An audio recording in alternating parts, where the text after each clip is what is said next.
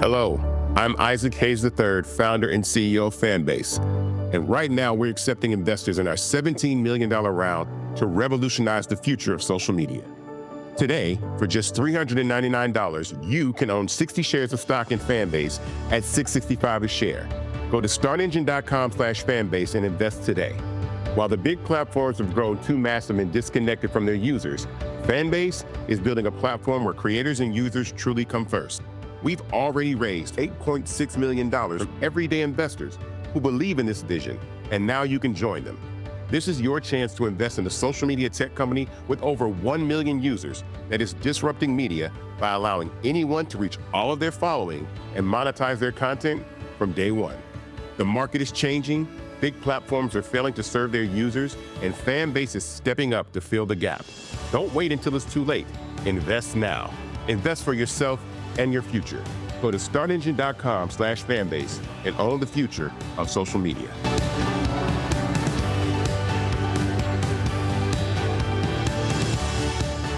Folks, Black Star Network is here. Oh, no punches! I'm real revolutionary right now.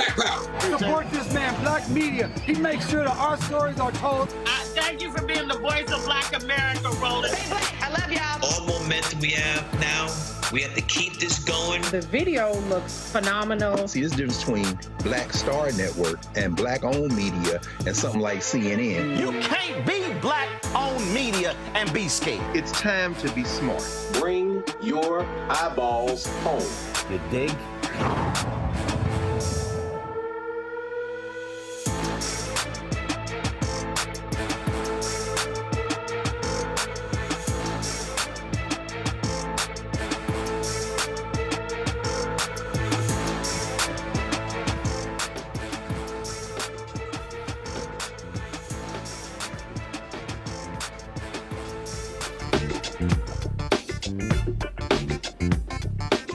April 7th, 2025, coming up on Roland Martin Unfiltered, streaming live on the Black Star Network. The twice-impeached, criminally convicted felon-in-chief Donald Trump has slapped tariffs on all imports, igniting a global trade war. Oh my God, MAGA is breaking down. Even some of his people are just complaining, they're crying.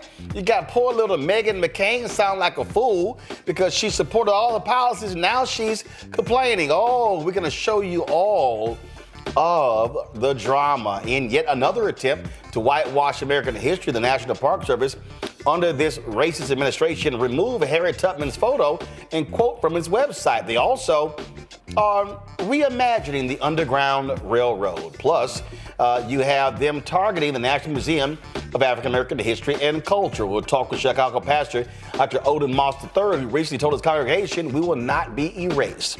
Secretary of State Marco Rubio says all U.S. visas from South Sudanese passport holders are revoked effective immediately because they won't just accept whatever the Trump folks give them. Also, why is our State Department declaring the Bahamas a risk for travelers?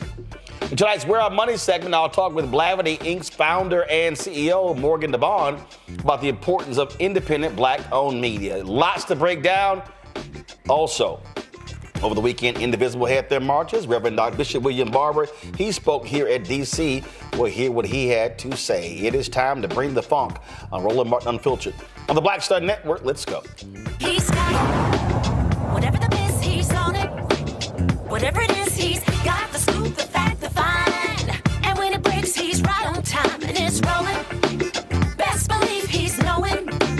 Putting it down from sports to news to politics. With entertainment just for kicks, he's rolling. It's on go, roll, y'all. It's Roland Martin, rolling with Roland now. He's funk, he's fresh, he's real, the best, you know he's Roland Martin now.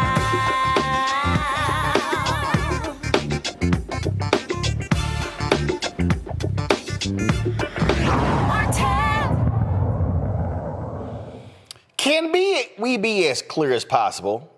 MAGA's stupid. I don't mean they a little stupid. I mean, these people are really absolutely positively stupid. Donald Trump ran on, I'm going to jack up tariffs. We're going to make so much money from the tariffs. And these idiots believe the twice-impeached, criminally convicted felon-in-chief, the con man, who also filed for bankruptcy multiple times. See, they held him up as this amazing economic genius. Oh, he's a businessman. Oh, man, what's wrong with y'all? We're going to do so much better from him. Now, all of a sudden, we've ignited a global trade war. The stock market has collapsed. People are saying it's going to be a recession. JP Morgan raised its odds of a U.S. recession to 60%, up from 40%. Other banks have similarly adjusted their economic forecasts downward. We literally are witnessing an economic catastrophe. But, hashtag, we tried to tell you. Today's morning trading in Europe began with a sharp decline. German DAX fell by more than 6.5%.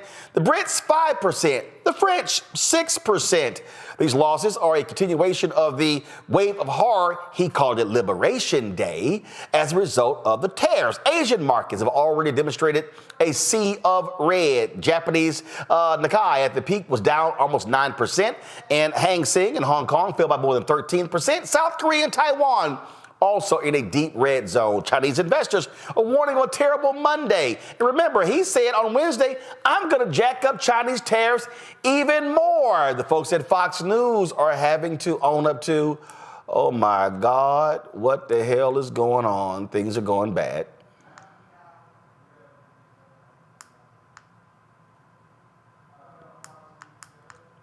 You are introducing companion legislation. Investors have seen in their lifetime when this crash is done, but you don't want to try to be a hero and pick the exact bottom. So if you're positioned correctly, you could be nibbling today. I prefer to call it a collapse rather than a crash. That's a very emotive word. All right, folks. Now that was one Fox show. We ain't done yet. Here's Maria Bartiromo finally admitting might be a recession. What Senator Cantwell. We will see some products actually be raised in price because companies will pass on the cost of tariffs to consumers. I would expect that. That's why you have some people saying that we could see a recession, we'll see a growth slowdown. This morning, Nancy Lazar, who I follow very closely, and I think she's terrific, from Piper Sandler, she says if the tariffs stay in place for at least the next 6 months, even if only 50% of the price shocks where we're seeing products go higher in price show through the economy, U.S. real GDP is on track to decline about 1% in the second quarter and in the third quarter, with unemployment rising. Really, I thought this was supposed to be the golden age. What happened? Nebraska Congressman Don Bacon, even he's like, yo, Congress, we got to handle our business. I know you are introducing companion legislation to what Senator Cantwell just laid out for us. But as I understand it, in the House, Republican leaders have already restricted the ability to rein in changes to the Mexico, Canada, and China tariffs. They tucked language into the continuing resolution. Does that get in your way when you are trying to now claw back some congressional control of tariffs? Well, first of all, good morning, Margaret. Thanks for having me on. And I enjoyed listening to Senator Cantwell. I support the legislation that Senator Grassley, Senator Cantwell, we have a total of 7 Republicans in the Senate. And I have some beginning support on the House side, which we'll unveil tomorrow. It will be harder to pass this in the House, no doubt.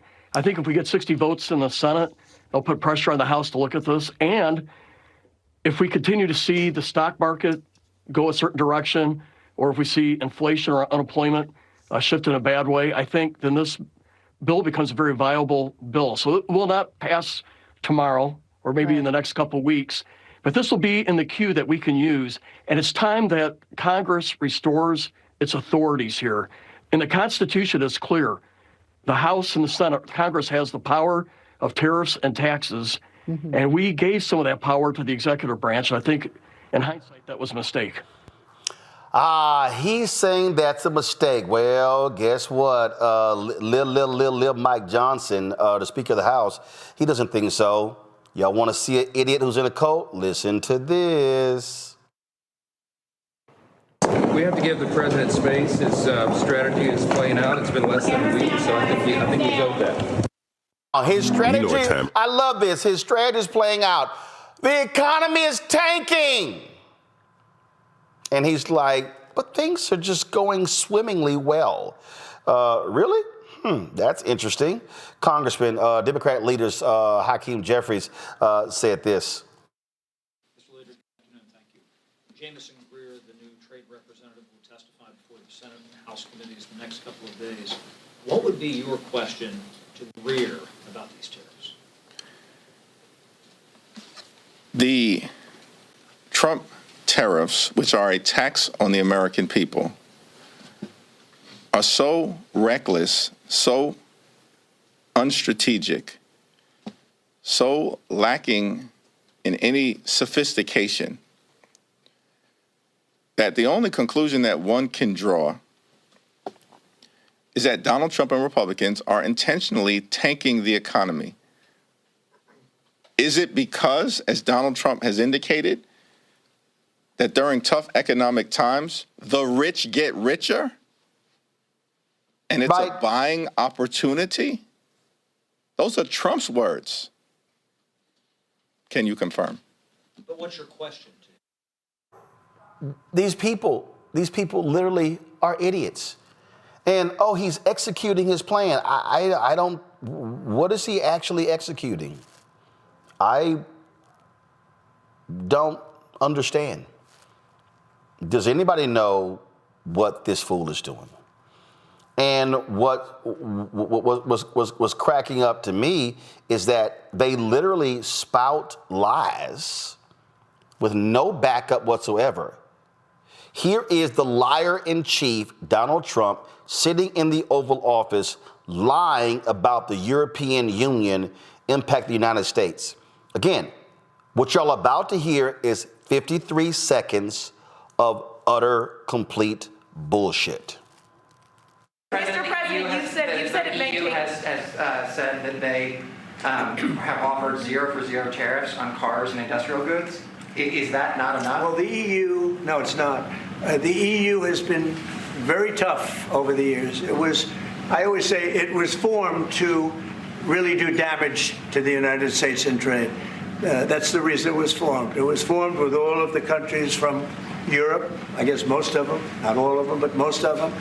And they formed together to create a little bit of a monopoly situation, to create a unified force against the United States for trade.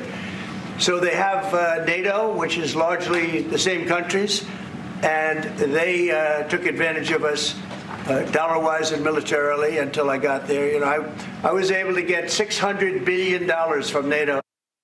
Yeah, so...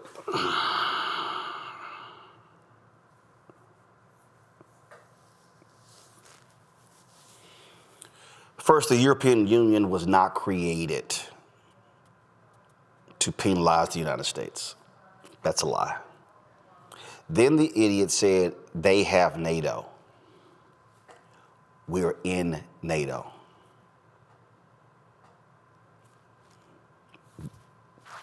We created NATO.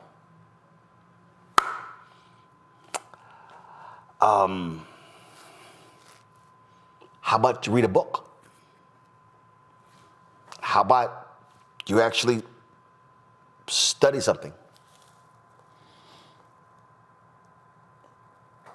But no, we can't do that. Then you're going to love this one here. So Trump gets asked, you guys slapped some tariffs on some islands that are uninhabited, where penguins actually exist. But there was one country that was missing from the tariffs. Putin's Russia. This is what the Russian agent masquerading as the commander-in-chief actually said to that. Listen. A little bit about your potential meeting with Vladimir Putin. Do you still plan to meet with him? Could that happen in Saudi Arabia? And maybe you could elaborate as well a little bit on not providing tariffs on Russia, sir. So The reason we're not talking about tariffs with Russia is because we're not doing business essentially with Russia because they're in a war. And I'm not happy about what's going on with the bombing because they're bombing like crazy right now. They're bombing. I don't know what's happening there. That's not a good situation.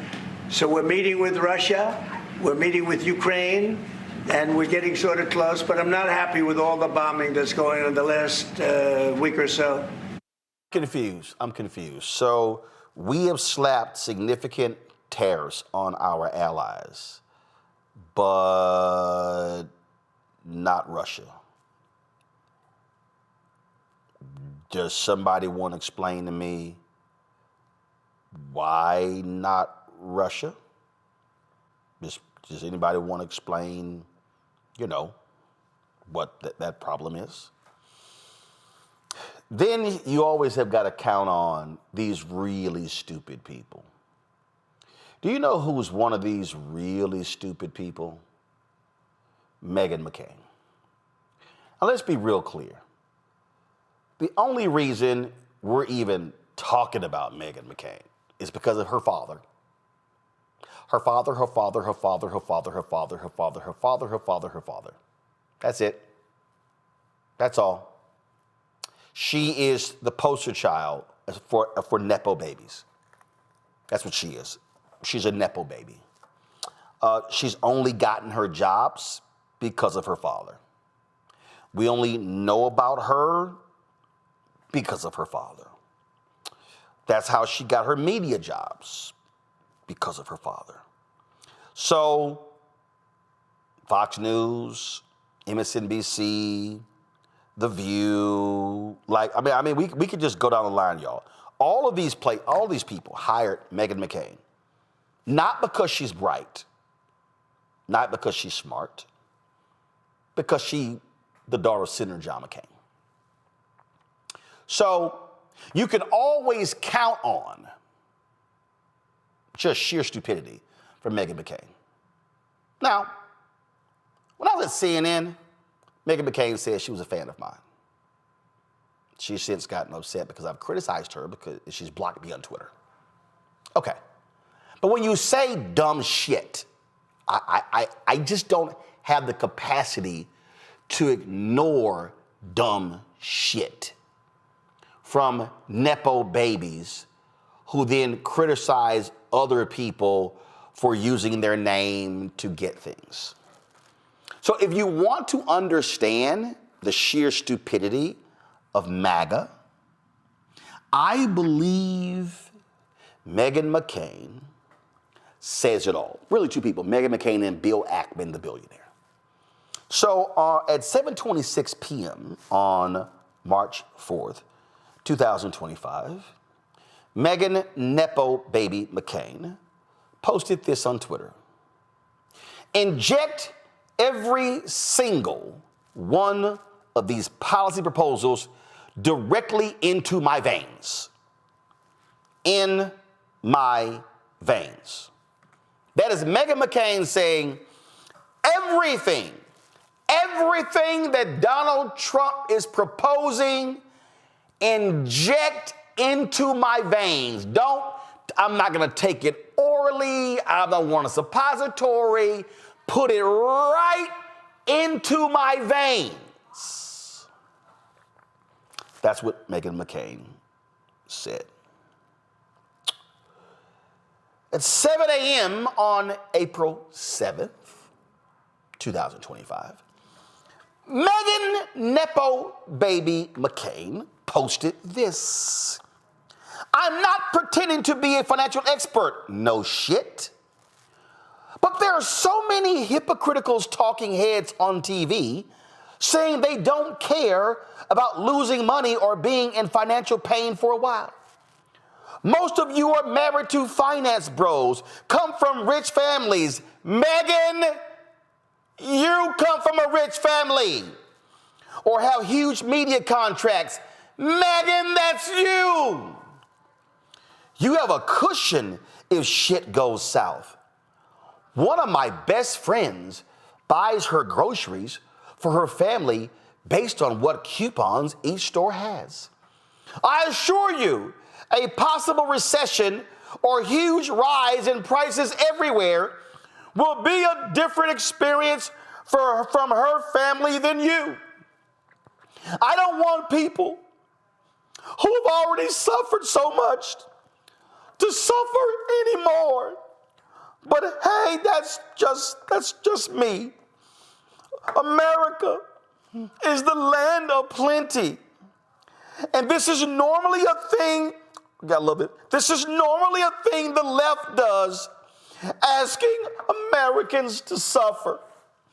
I may be the emperor's new clothes here, but this needs to be said.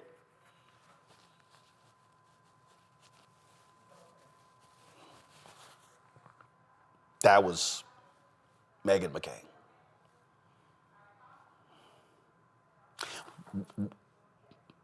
What did Meghan say? 24, 30 days earlier? Inject every single one of these policy proposals directly into my veins. That was Meghan McCain. The brilliant analyst, Meghan McCain. So she's now crying because her friend buys these groceries, and it's rough. Bill Ackman, the billionaire, decided to attack the Commerce Secretary, Howard Lutnick, complaining, what the hell is he talking about with these tariffs? Now you have this idiot. If you haven't noticed by now, I speak the truth regardless of the consequences to me personally or what other people think. Then he says, I have no anger toward Dems, just disappointment. I don't think this was foreseeable. I assumed economic rationality would be paramount. My bad.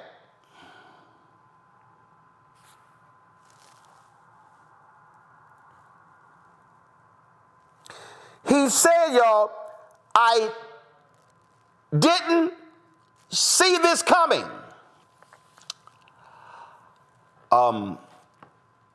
Kamala did.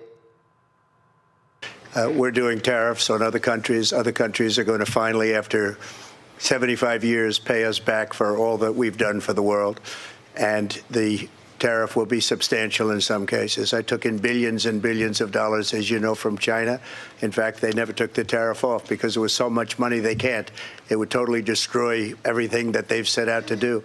They're taking in billions of dollars from China and other places. They've left the tariffs on. When I had it, I had tariffs, and yet I had no inflation. Y'all see Kamala like, is he really saying this bullshit? And does he actually think we are stupid enough to not hear what he's saying?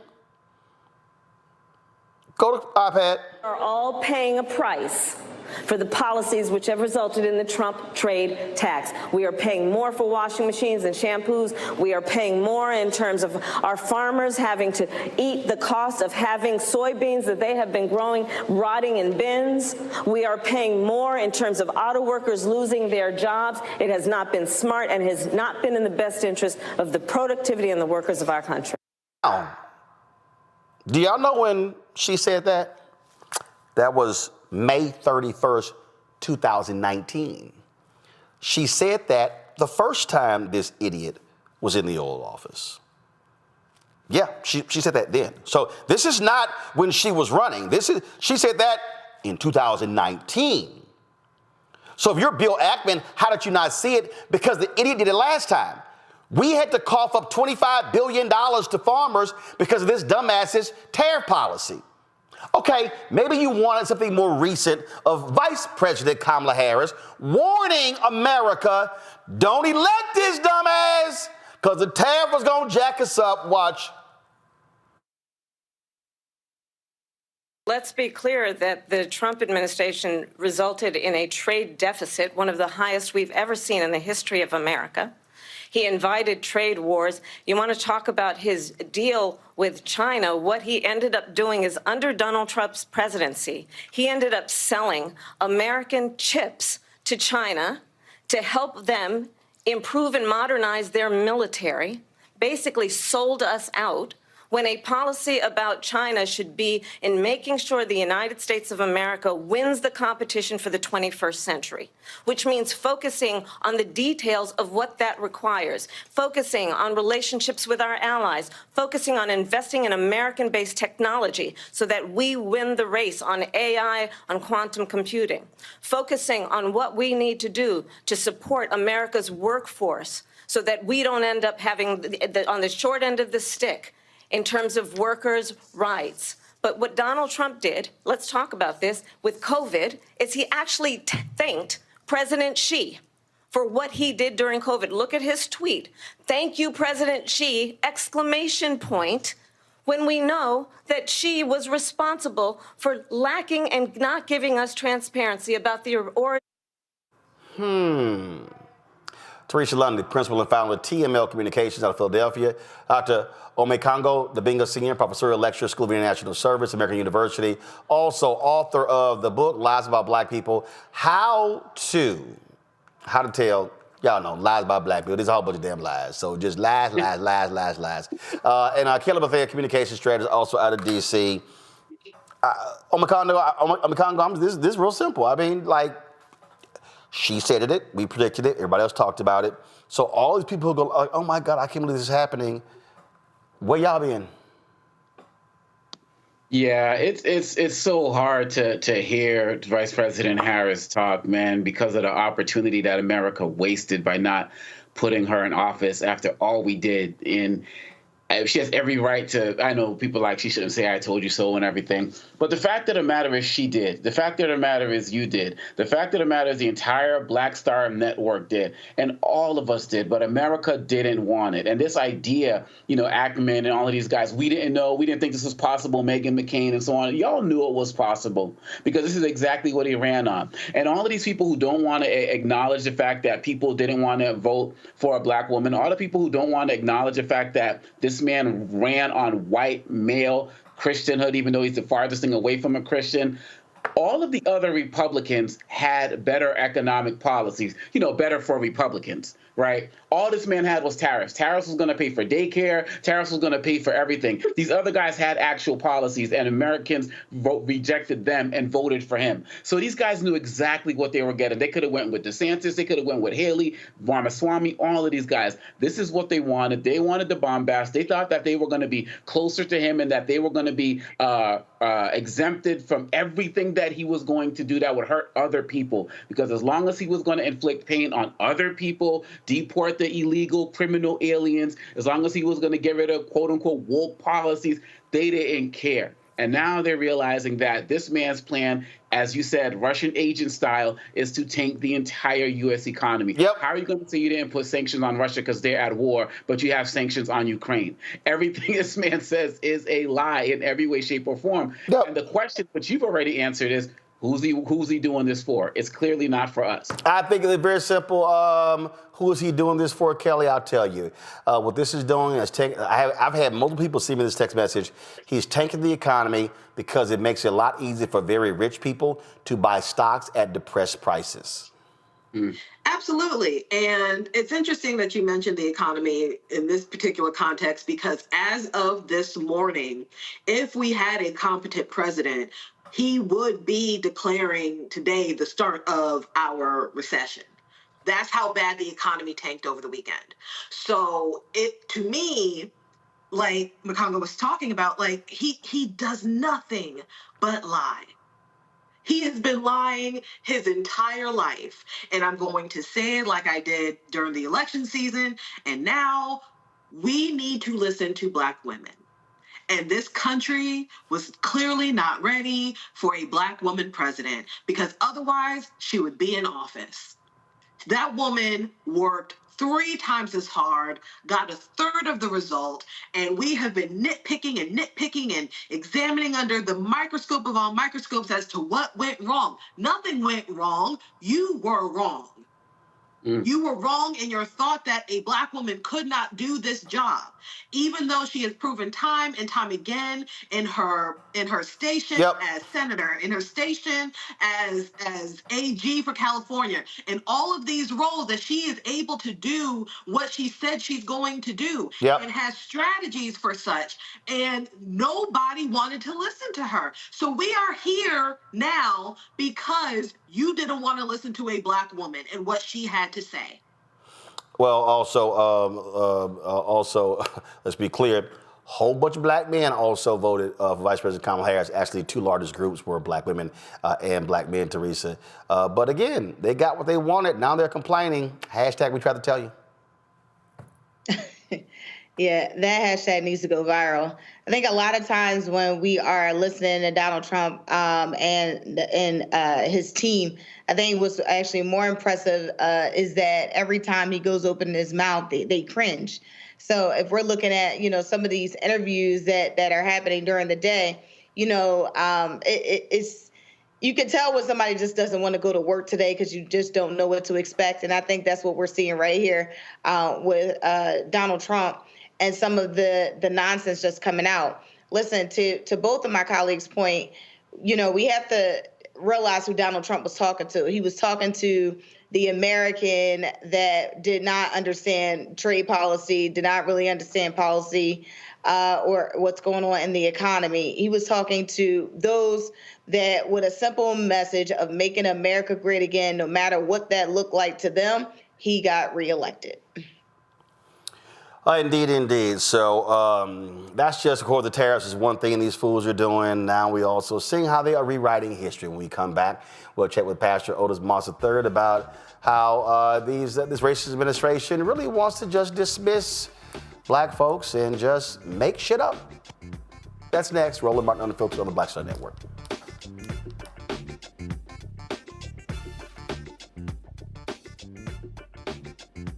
On the next A Balanced Life with me, Dr. Jackie, think about for a moment some of those icky behaviors that you display every now and then. Are you a petty Betty or a crabby Kathy? Where do those less than attractive traits come from? We all have them. And more importantly, how do we get rid of them to make certain that they don't infect other people? Pettiness is something that we all carry. It's just make sure that you carry it well and you don't use it to intentionally hurt. On the next A Balanced Life with Dr. Jackie on Black Star Network. This is Essence Atkins. What's the love king of R&B, Raheem Devon? It's me, Sherry Shepard, and you know what you watch. You're watching Roland Martin Unfiltered.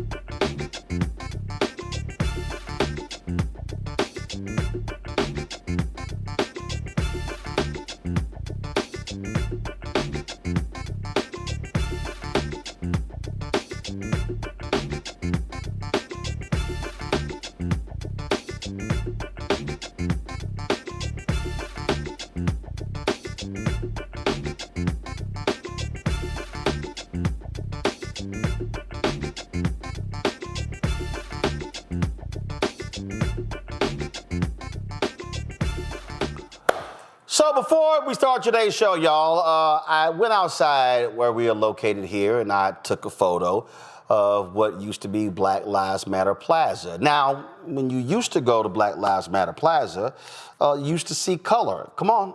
You used to see color. You used to see, the letters Black Lives Matter there in gold. Well, now when you go to Black Lives Matter Plaza, it looks just like the Republican Party, pale, no color. This is emblematic of today's Republican Party. They're the ones who forced Washington, D.C. to tear apart this memorial. It is an effort by them to erase us, erase monuments. National Park Service, what did they do? They removed Harriet Tubman's photo and quote from their website, replacing with images of Postal Service stamps that highlight black-white cooperation in the secret network and that feature Tubman among other abolitionists of both races. Now, this goes right the pattern, because remember, the attack on DEI led to them removing the pages of Jackie Robinson and what his role played in the U.S. Army, removing Medgar Evers and others as well, removing historic women who in combat. I mean, we go on and on and on. What we have is a whitewash. We have Donald Trump, J.D. Vance, Elon Musk, and MAGA. They really want this to be a white country. This is really a throwback to Jim Crow. How they're attacking books, the Navy. They announced all of these different books that they are whacking as well. We can go on and on and on. So this is truly about erasure, because for them, this is a white country. Chicago pastor Reverend Otis Moss III recently told his congregation, had a sermon and said, "We will not be erased." Here's some of that. On Thursday, the Trump administration signed an executive order entitled, quote, "Restoring Truth and Sanity to American History." This order targets two institutions, the Smithsonian Institution and the Department of Interior. This order states, over the past decade, Americans have witnessed a concerted and widespread effort to rewrite American history. This revisionist movement seeks to undermine the remarkable achievements of the United States by casting the founding principles and historical milestones in a negative light. Human happiness is reconstructed as inherently racist, sexist, and oppressive, end of quote. The executive order takes specific aim at the National Museum of African American History and the Museum of Women's History that is yet to be built in the United States in Washington, D.C. The order specifically directs Vice President J.D. Vance.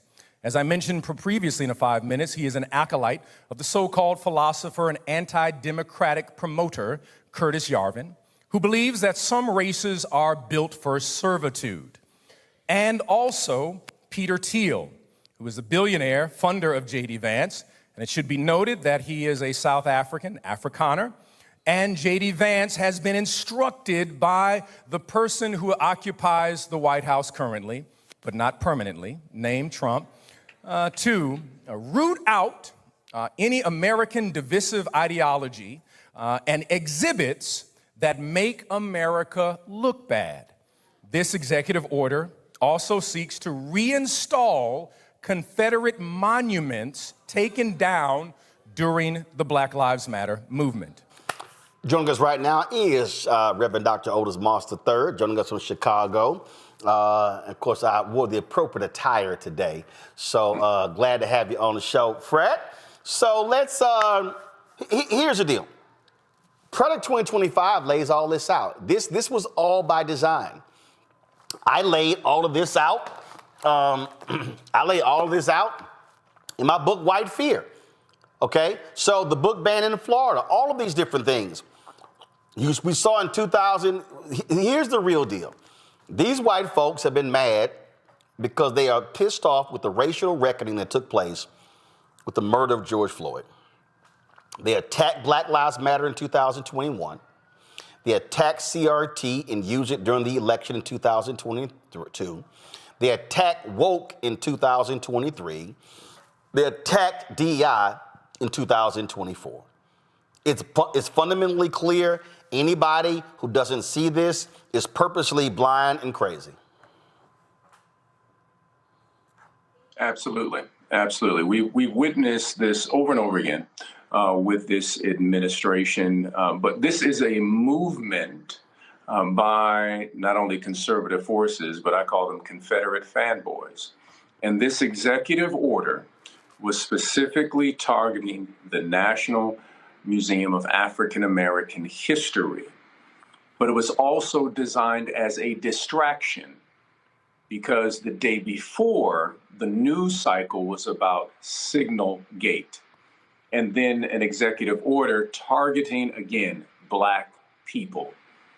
And it is our responsibility as people of faith, as Black people, to ensure that no one erases our history. And that is why we place the National African American Museum, the National Museum of African American History, into our budget. We had a church conference right in the middle of worship and said, all those in favor of doing this, because we will not be erased. But there is a problem here, Pastor, and that is there is something called the Wilson Center. The Wilson Center was created by Congress. It is a think tank. The Wilson Center is made up of Republicans and Democrats. And what Donald Trump did was he has shrunk this from 130 staffers to 4. So it technically still exists.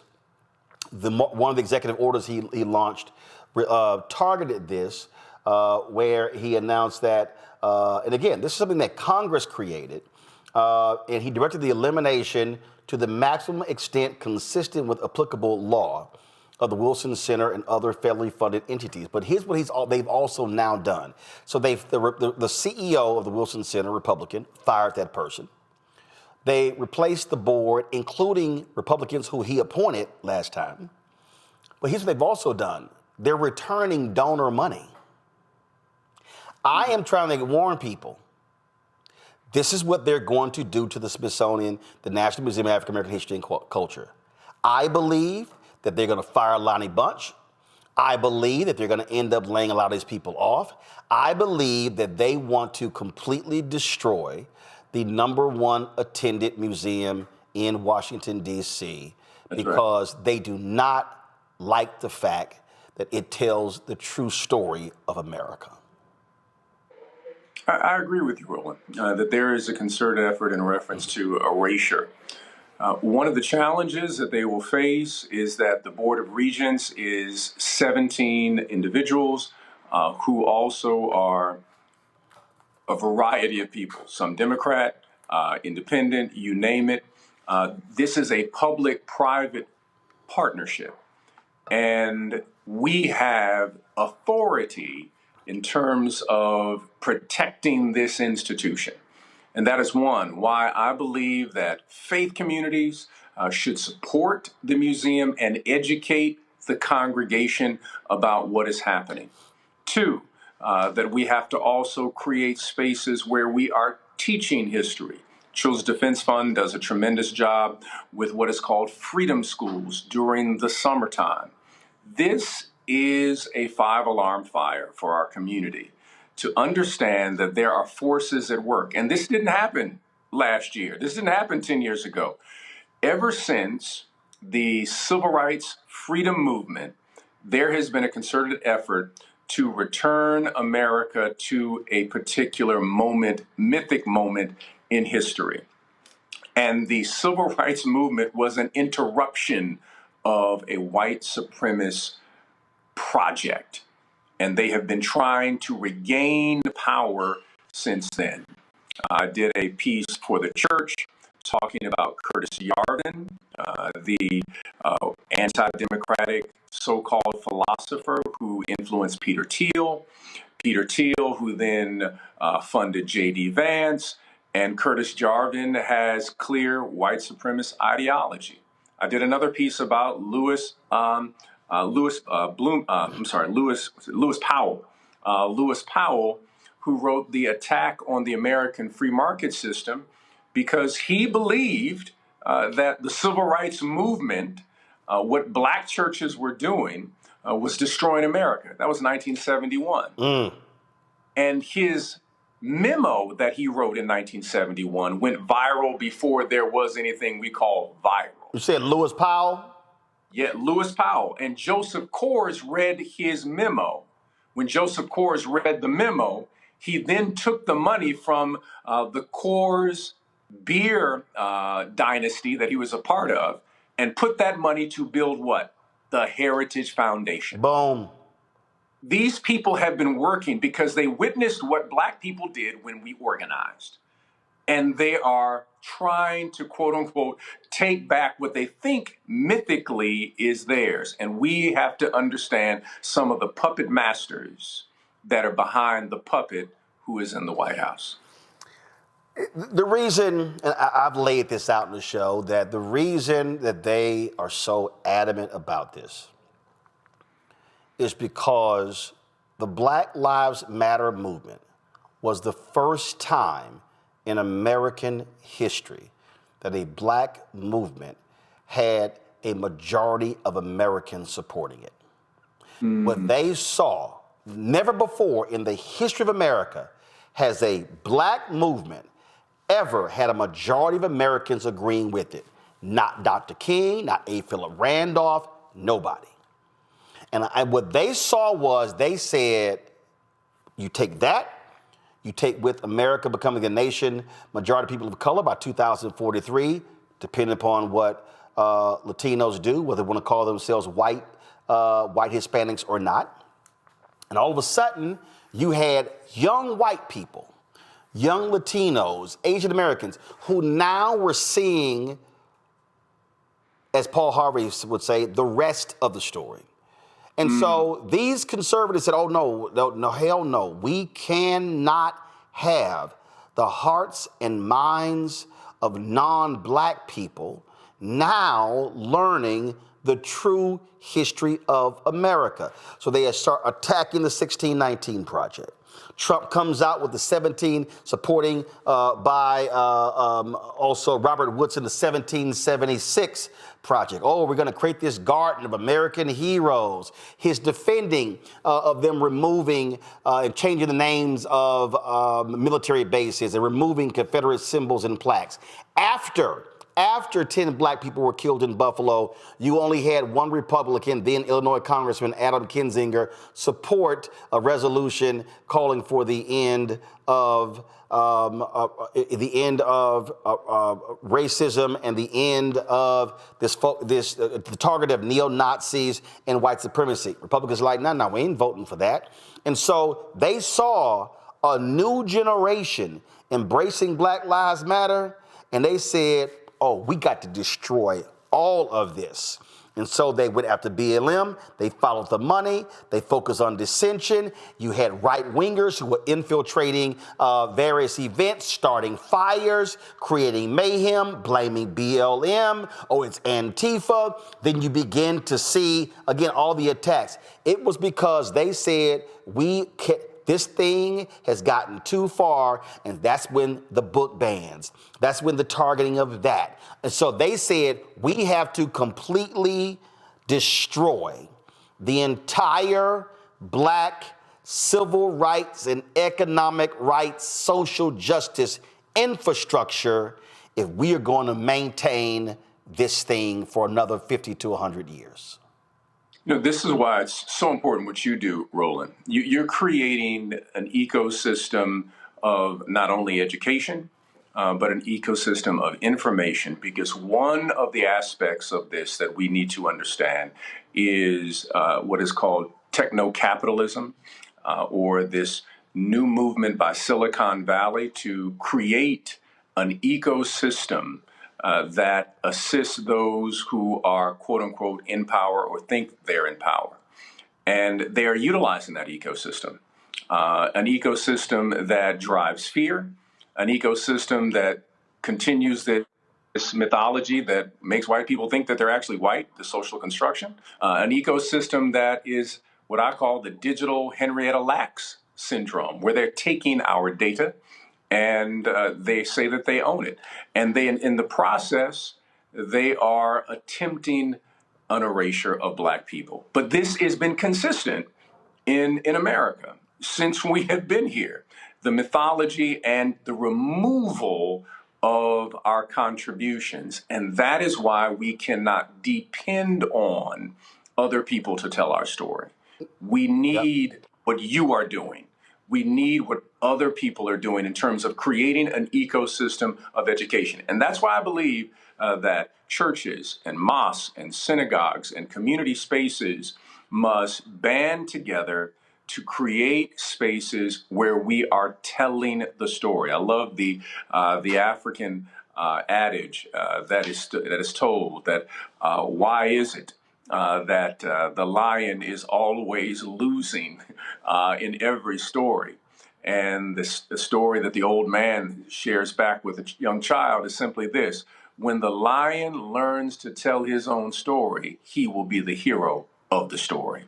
Otherwise, the hunter will always come out on top. And we've got to tell our own story. Yep. That's one of the reasons why I have been imploring our people. We've got to support black-owned media because we're going to be asking somebody else to tell our story. People are all up in arms and upset when MSNBC canceled Joy Ann Reid. And what I said is, when you own it, the only person who can cancel you is God. That's right. Well, what you laid out is critically important. And here's what I hope. And this is the last question for you. What is your message to other black churches? Because as I've traveled the country, and look, our numbers have been exploding with our subscribers. Somebody put together a chart, and the chart that they put together sort of laid out, who has seen the growth on YouTube since the inauguration. And they showed folks. They put a blue dot. They broke it down by red and blue. Republican, Democrat, conservative, liberal, however you want to frame that. Matter of fact, I had my digital guy Keenan change it to put a black bar on ours. Because I said that's where we land. But the whole point here is that when you look at the growth over since the first quarter, we have been able to dramatically increase our following. And in fact, out of all the people, so this was the chart, fastest growing political and non-political adjacent YouTube channels. We were number 21, ahead of the Bulwark, Bernie Sanders, Piers Morgan, Benny Johnson, Jordan Peterson, Robert Reich, Glenn Kirshner, the New York Post, Sam Cedar, Bill O'Reilly, Vox, the Rubin Report, all these people. The reason this is important because if we are depending upon folk who don't look like us, who think like us, then what happens is, to your point, they control the narrative, but more importantly, they control the information flow to the hearts and minds. And so with them, we already see this happening with the algorithm on all the social media channels because you click one thing and they're going to flood your feed, or with Elon Musk now just force feeding you right-wing content. We have to have a counter. Yes, absolutely. And that's why I'm excited about what you are doing. And my message to churches across the nation, and I first have to give this addendum in reference to this, that there's the black church tradition, and then there are churches that have black people. The black church tradition is the tradition of Harriet Tubman, Frederick Douglass, is the tradition of Fannie Lou Hamer, is the tradition of Martin King, a prophetic tradition that seeks to alleviate suffering of not only black people, but all people. There are churches that have black people in them, and they are committed to a white evangelical, or sometimes really a capitalism and ecclesiastical garments. So for those that are part of the black church tradition, we have a responsibility. We stand on the shoulders of others. So it is our responsibility to tell our story. It's our responsibility to support the Smithsonian. It's our responsibility to share with our congregants what you're doing, Roland, and other forms of independent media. It's our responsibility to educate appropriately. And if you don't have the information, please don't stand up in the pulpit and act like you do. Find someone who does, pick up something known as a book, read it, get the information, and bring in the necessary experts who can break down certain issues and policies so that our community can be educated effectively. The Black church is one of the few spaces we completely control. No one can cut off a grant and say to us, you can't do that. We control it. And when the KKK wanted to bomb, they were not bombing NAACP offices. They bombed churches because they were Black controlled.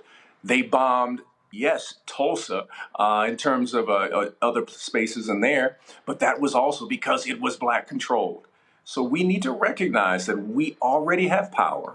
And the response that is happening right now is because they witness what happens when Black people are organized, faithful, praying, and know that there is a vision to build, in the words of W.E.B. Du Bois, the yet-to-be United States of America. And the reason I have a mural in my office called hashtag Black on Media Matters, y'all should have a video. The reason on that mural that we put this whole thing together is ode to Black on Media. The reason you do not see the cover of Ida B. Well Barnett's newspaper is because not only did they firebomb churches, they firebombed her newspaper. That's right. She was writing about lynchings. Then they put a bounty on her head. And so, yes, when you cut off the information flow, then you're able to control the medium. So you laid it out there. So I look forward to what the heck. I think I need to come back to Chicago and visit Trinity, and we need to do something together with my book, White Fear. Let's do it. Let's do a book signing. Let's have you educate. You do such a great job, Roland. We really appreciate you. The folks at Trinity love you. And we're just continue to do what you're doing, brother. You have a ministry, a prophetic media ministry that is transforming people's lives, and we are grateful. Appreciate it, Frat. Thanks a bunch. We'll chat soon. All right. Take care. All right. Go to panel here. I mean, this is Teresa, you're in communications. And it's called mass media for a reason. There's a reason why it's called mass media. And we have to wake up to understand that everything that we see, billboards, television commercials, shows, radio programs, everything, media is designed to impact this. Yeah, mass media is very important. As the brother from Trinity Church was actually explaining, one, I have to say congratulations to the analytics there as it relates to your podcast, because that is a huge step. And actually understand, probably the only media outlet that's really independently owned. So congratulations to that. Well, guess what? Ain't nobody else in this list Black other than, well, she ain't Black. They got Candace Owens on here. So yeah, I'm the only Black person on here. Yeah, the real Black. But yeah, as we talk about just, even mass media in some of those areas, from digital, print, the podcasting, but being consistent is always, the number one point into making sure that, people are following, people are listening, they're paying attention. And I think that's how history started, right? They started in radio, started in print. And once the voice was cut, especially Black voices were cut in history, what happened? Riots started to happen, more out of control, narratives was pushed for different directions. And so the importance of protecting communications really means having an educated sender. And I think a lot of people, watch these different podcasts and shows because they're looking for thought leaders to guide them to different perspectives that they may not know. So it is, incumbents of us, I could even say with this show, I've been on here probably 4+ years, but I'm not on here because I look good. I'm on here because I'm bringing, and like our other panels, something to the table from based upon experience and the education that we receive. So is it in tandem for us to give back, more importantly, each and every day. Hey, folks, if y'all are having some issues with audio, it's not us. We're sitting a clean feed. So some folks are saying you should log out of YouTube or sign out and then sign back in. So again, that's not on us. So that's on them. The thing here, this erasure issue, Kelly, is so important because it is by design.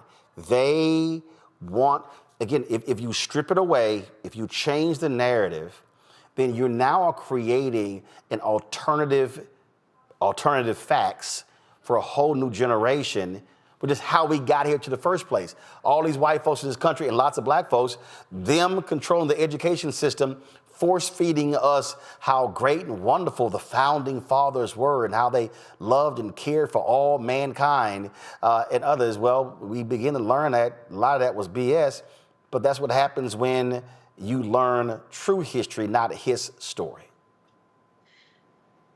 Definitely. I think that a racist's biggest fear, outside of the fears delineated very well in your book, Roland, is a grandchild asking questions, right?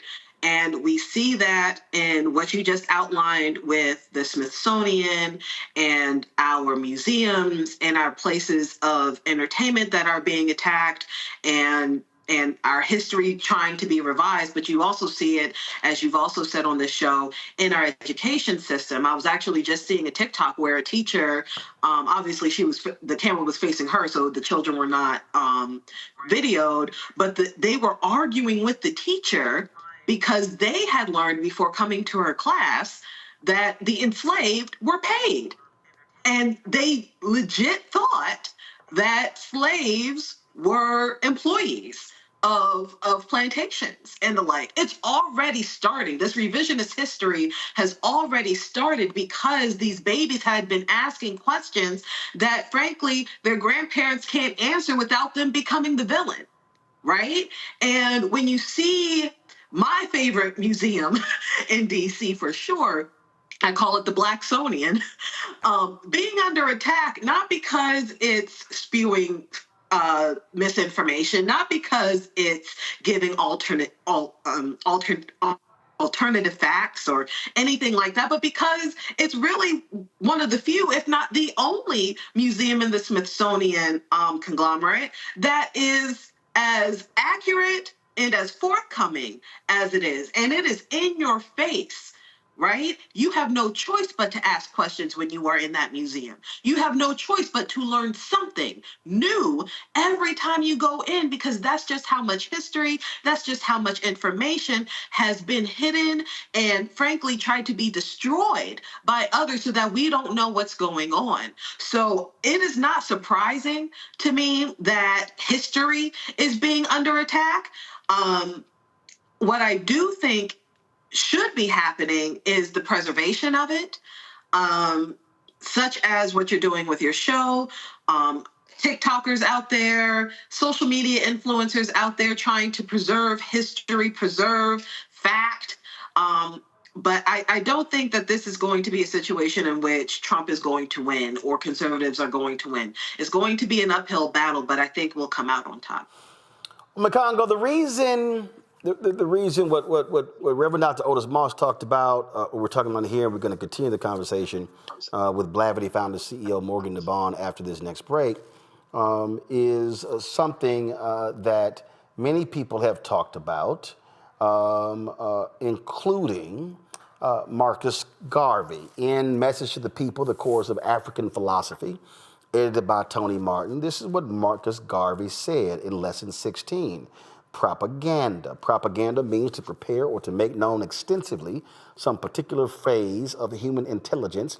The desire is to convert or influence the people to the acceptance of the truth of that particular intelligence that is sought to be spread among them. Propaganda can be true or false in its origin or intent, but it is always directed at the public for the purpose of winning the support of that public to the sentiment expressed in the propaganda. He then goes on to say, propaganda is, as I said earlier, propaganda is all around you to make you buy a special brand of cigarettes, although no good, but advertised to be the best, to make you drink or use a certain brand of tea, telling you of its wonderful qualities and its everlasting benefits, when thee is absolutely nothing to it, and so on. He then also says the press, cinema, pulpit, schoolroom are all propaganda agencies for one thing or the other. The pulpit carries religious propaganda. He says the press carries out written propaganda. The platform carries on oral propaganda. The cinema carries out demonstrative propaganda. The white man is a great propagandist. He fully and completely realizes the value of propaganda. Therefore, you must organize your propaganda to undo the propaganda of other people. But here's something else that I thought jumped out that I really think is important. Tear from your walls all pictures that glorify other races. Tear up and burn every bit of propaganda that does not carry your idea of things. Treat them as trash. That sort of evokes for me the scene from Do the Right Thing when he said, Sal, why you ain't got no black people on the wall? But here's the thing right here. Have your own newspapers, your own artists, your own sculptors, your own pulpits, your own platforms. Print your own books and show your own motion pictures and sculpture your own subjects. Never accept as yours subjects of another race, but glorify all the good in yourselves. Finally, watch the newspapers, magazines, and journals daily for propaganda against your race or your institutions. It says particularly against the UNIA. Rush into print immediately a defense of your race institutions and organizations from any attack. Never allow an insult propagated to go unanswered by you. This is why we talk about why we must not just sit back and wait to see what Trump and Doge and Musk and J.D. Vance are going to do. They are going to attack the National Museum of African American History and Culture. They're going to attack every institution.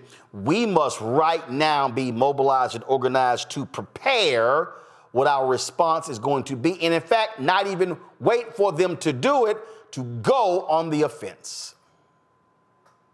Wow, that whole part of what you read from Marcus Garvey was so powerful. But that last part, it really explains what you mean when people say, well, why are you talking about this? Why are you talking about that? And like you said, the algorithms out there, people need to see that we are responding to the nonsense that's out there because it feeds into the algorithms. And if people don't understand what he's saying about propaganda, Trump, his whole brain, his whole mindset is about propaganda. Hitler said, he who controls the media controls the race. And that's why Trump and Republicans know that right or wrong, whether they repeat something long enough, people are going to start saying it. Whether they repeat something long enough, people are going to start believing it and acting accordingly. And we're too spent in so many different spaces not bringing it together. And that's why the Black Star Network is so important, because if we don't do this, particularly what he was saying about, tearing down things that don't represent you and make sure that you have a rapid response team when people are trying to denigrate you. Look at what they're throwing at us every single day. How many black outlets today have responded to we've been talking about today about Harriet Tubman, that what's been talking about South Sudanese visas being retracted? Like,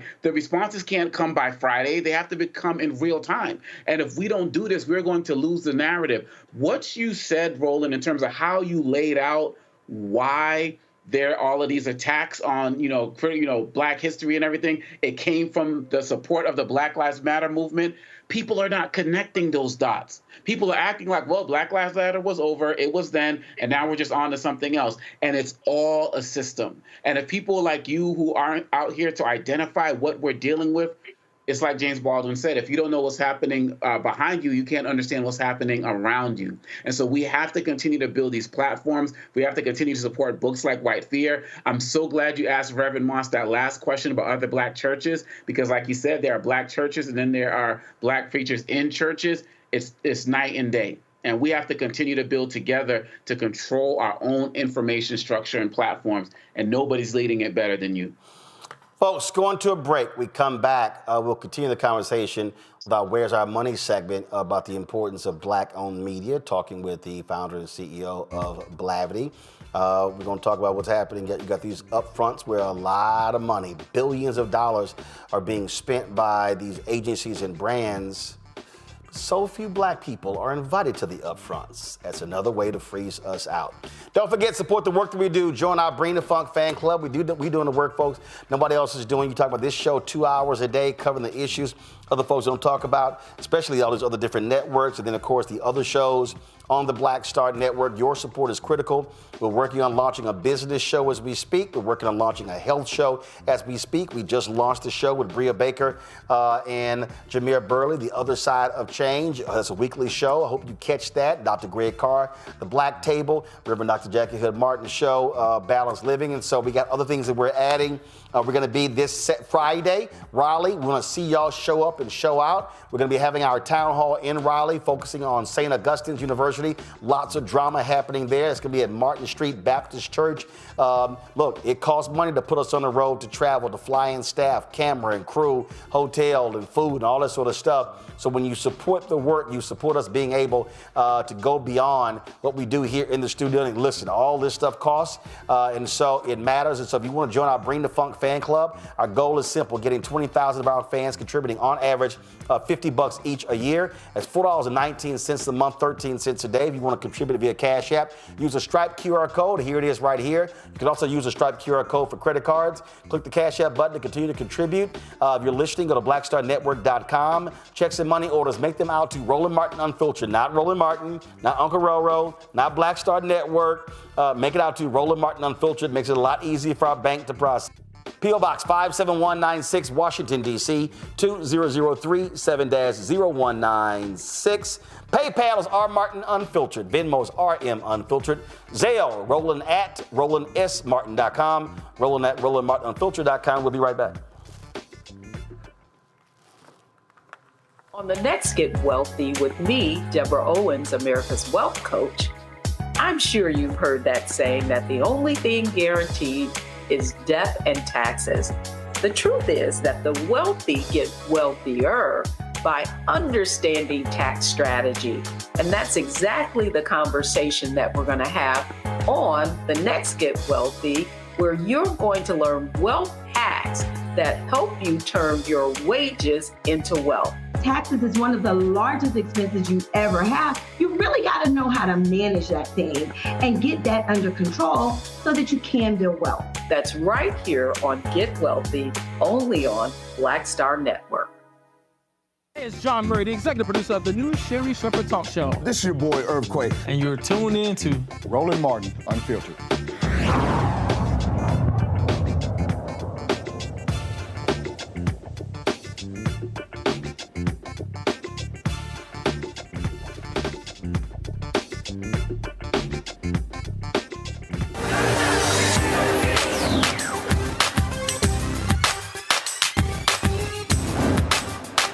Been frozen out. Facing an extinction level event. We don't fight this fight right now. You're not going to have black-owned media.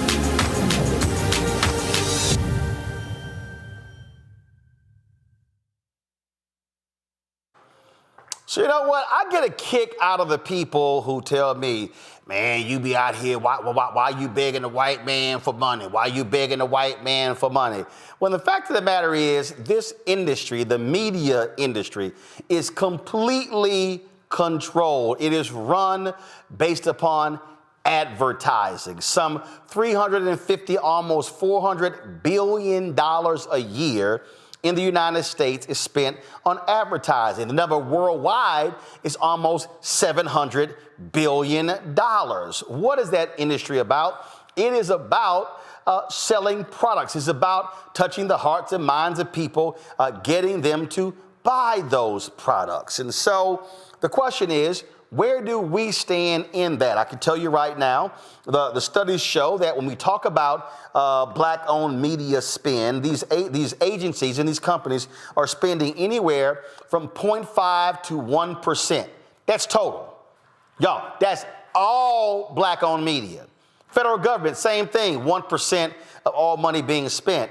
And so whenever we talk about this, see, people are always saying, well, we need our own CNN. We need our own New York Times. We need our own Washington Post. Well, don't you understand that they get advertising money? It is not an easy thing for us to do because we are dealing with Jim Crow practices. We're dealing against people who don't necessarily want to support exactly what we're doing. In fact, they literally create all of these loopholes you got to jump through. I mean, you'll see all, and the media participates. You'll see a company, they ain't even launched yet. You'll see a white company, they ain't even launched yet. Get a big old story in the New York Times and the Washington Post and in the trade publications, in Deadline, Variety, the Hollywood Reporter, the Wrap, all these things. And I'm like, they got nothing to show for it. Y'all remember Quibi? Y'all remember Jeffrey Katzenberg? That app came out during COVID where you're supposed to be able to, you could turn your phone and you could see the videos in vertical or horizontal, and they sold out. Y'all listen to me. They sold out their entire first year inventory of $150 million before they launched. Now let me help y'all out. They had zero metrics. What do I mean by zero metrics? Meaning they had no proof that it'll work. They were like, Meg Whitman, Jeffrey Katzenberg, $150 million. When iHeartRadio launched the Black Information Network, they had no metrics, no ratings. They had 9 founding sponsors. McDonald's was one of them. 9.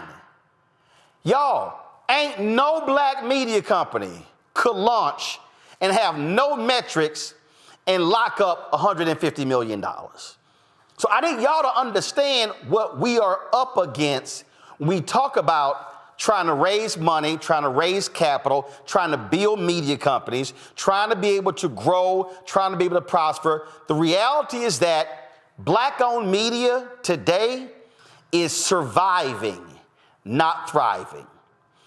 When you look at the companies, you look at an Urban One, they own Radio One, they own about 50 plus stations, TV One, Clio Network, on the digital assets, the largest, if you will, black-owned media company, publicly traded company. They're operating with a different scale. When you start talking about, like even with Essence, y'all need to understand something. The Essence Music Festival is responsible for 90% of the revenue of Essence Communications. That's it.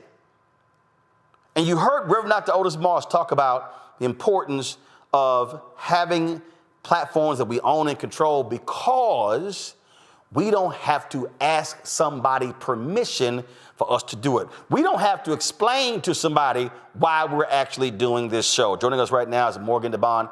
She's the founder and CEO of Blavity, under the Blavity umbrella. They've got Afrotech. They've got other different conferences they do as well. Morgan, the upfronts are starting very soon. This is when all of the networks are going to be in New York, and they're going to be rolling out, presenting all of their new programming and plans to all the media buyers, and all the folks are going to be there. Group M is going to be there. We've gotten $0 from them. Publicis is going to be there. We've got $0 from them. IPG, Horizon, McCann, everybody's going to be there, and 80% of that almost $400 billion is going to be spent between April, May, and June. And what happens is they have a secondary ad market, which is in September, and then what ends up having is called the scatter. We call that the crumbs. And that's when they call black media maybe and say, hey, we got 50,000, we got 60,000, we maybe have 70,000, because they're just trying to spend it before the year end. Just give folk an understanding of the realities of what you and Blavity has had to deal with when you are a black-owned media company trying to crack the nut of this advertising Jim Crow. Yeah, Roland, I think you painted a great picture in terms of the realities of what we're dealing with today. Blavity's been around for over a decade, and we started off with one brand. We now have 5 brands. And more importantly, we have a huge publisher network of Black-owned media publishers that are independent-owned, that don't have the resources necessarily to have a huge sales team and run the ad technology that's required. Because the reality is that every year it gets more difficult to live up to the standards that they're requiring Black media to actually hit. Everything from viewability of the ads on the website to the keyword blocking. You didn't mention that in your open remarks, but that's one of the key reasons that they don't advertise huge amounts of money with Black audiences, is because they don't deem us as brand safe. So over time, you've seen more and more Black media websites move away from news. No, right. Now stop there, because people need to understand something. Because so when they say brand safe, what they say to us is, well, a lot of brands, they don't want opinion. Then what happens is, even on YouTube, if we show a video of a cop shooting someone, that video gets demonetized because brands say, oh, I don't want that. But here's the crazy thing. While they tell us brand safety, boy, I can turn on Fox News and see all sorts of brands, major brands. That's right. And further, we have a website called Shadow and Act that is an entertainment site, and we'll write articles about things like 50 Cent shows or, all the types of content that goes on online. But because we're a Black site, and you see us talking about a cop show, or you see us talking about drugs, you think that it's not brand safe when we're talking about some of the top shows in the world. Right. And I think what happens too, Roland, is that systemically what happens is we have to fight for every dollar earned. So let's say that example, we're talking about, a star show, and it comes out, that article goes viral. But we find out after the fact that all of the ads on that site no longer count because it was deemed brand safe. But hold up. Let's stop right there, though. Because here you are writing about that Stars show. Is Stars advertising? You already know the answer to these questions. See right there. So what happens is, and I've made this perfectly clear, and I've literally had the folk hit me. I've said to, I don't mind entertainment. There are people who I know on those shows. There have been people who have texted me, hey, I would love to, man, can I get on your show? And I've had to say, bruh, say, sis, I love you. I think you're great, but I can't put you on my show because your streaming service, your company never calls about advertising. They never call. And so I've said to Amazon Prime, Prime Video, Netflix, Stars, Max, OWN, Hulu, Paramount Plus, all of them, I am not going to do any segments of your shows on my network because y'all publicists, I just told this to a car company that invited me down to a music festival. I said, I'm not giving y'all 3 days in coverage. I said, when you're a car company, don't advertise. And it's not a quid pro quo. I'm not saying I'll do this if you advertise. What I am saying is, if you think my audience is valuable enough to showcase your talent to bring their Black eyeballs, then my audience is also valuable enough for you to cut a check.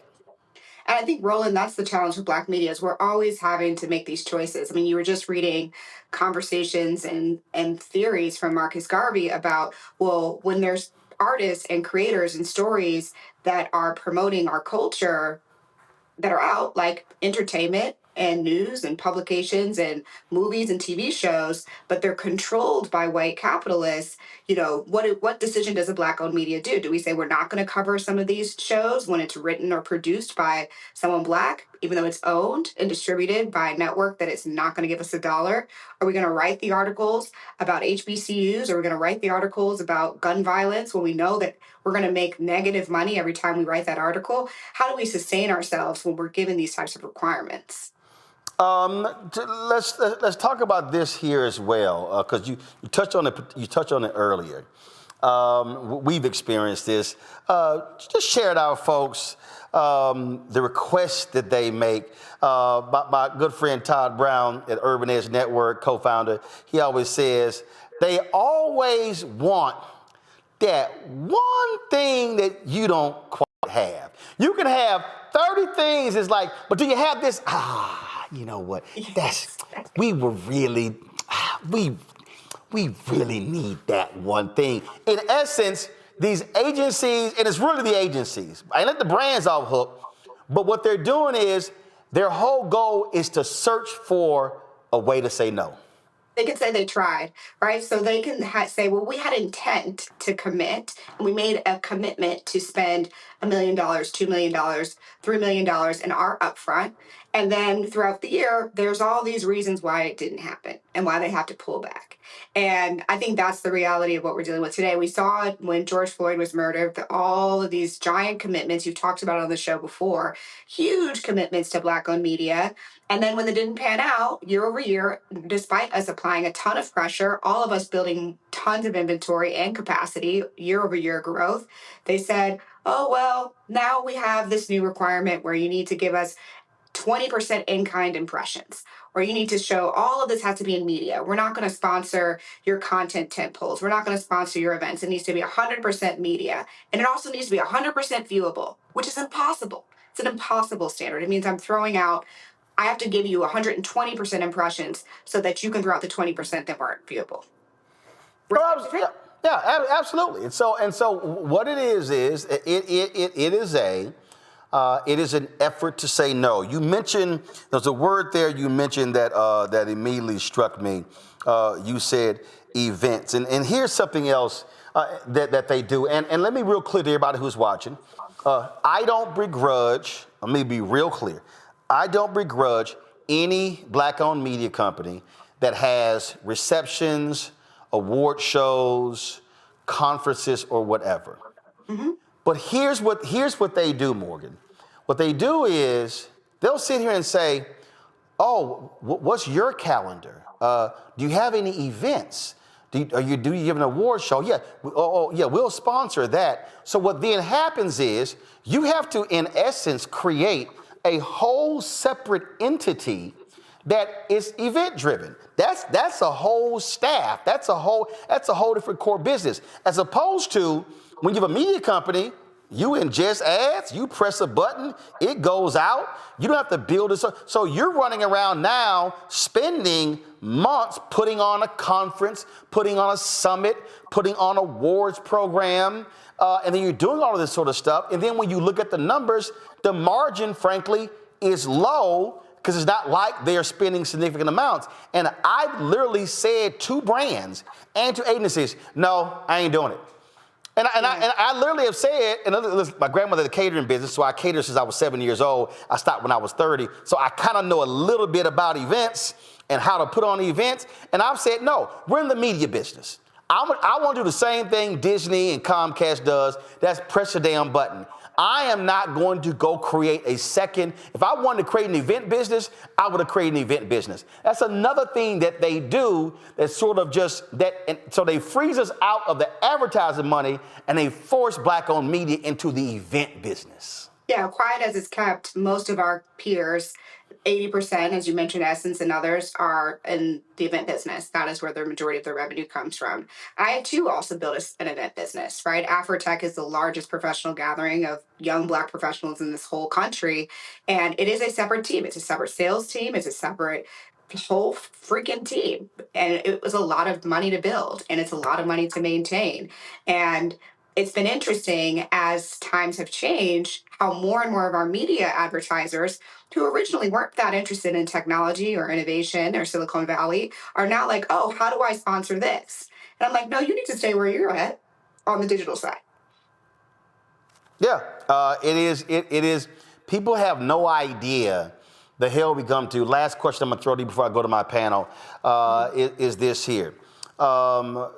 Let's talk about, and how have you had to navigate the battle between the brand going, oh no, it's the agency, and then the agency going, oh no, it's the brand, and then the brand said, no, it's the agency. The agency is the brand. Like, I've literally had to tell some brands, yo, it's your money.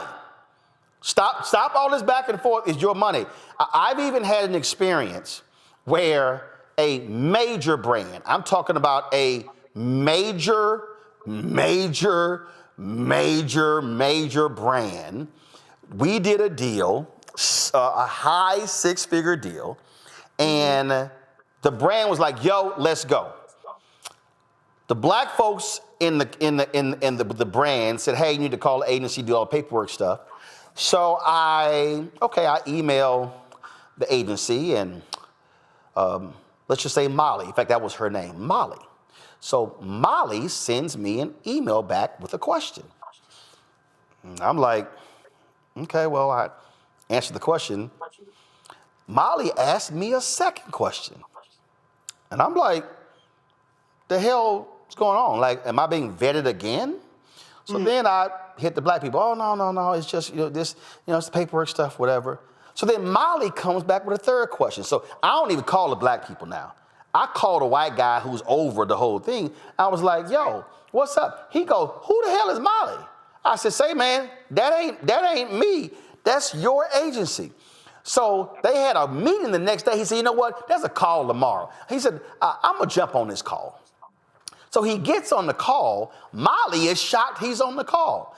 Molly goes, are y'all aware that he has a segment on his show called Crazy Ass White People? Damn right. The white exec goes, am I on it?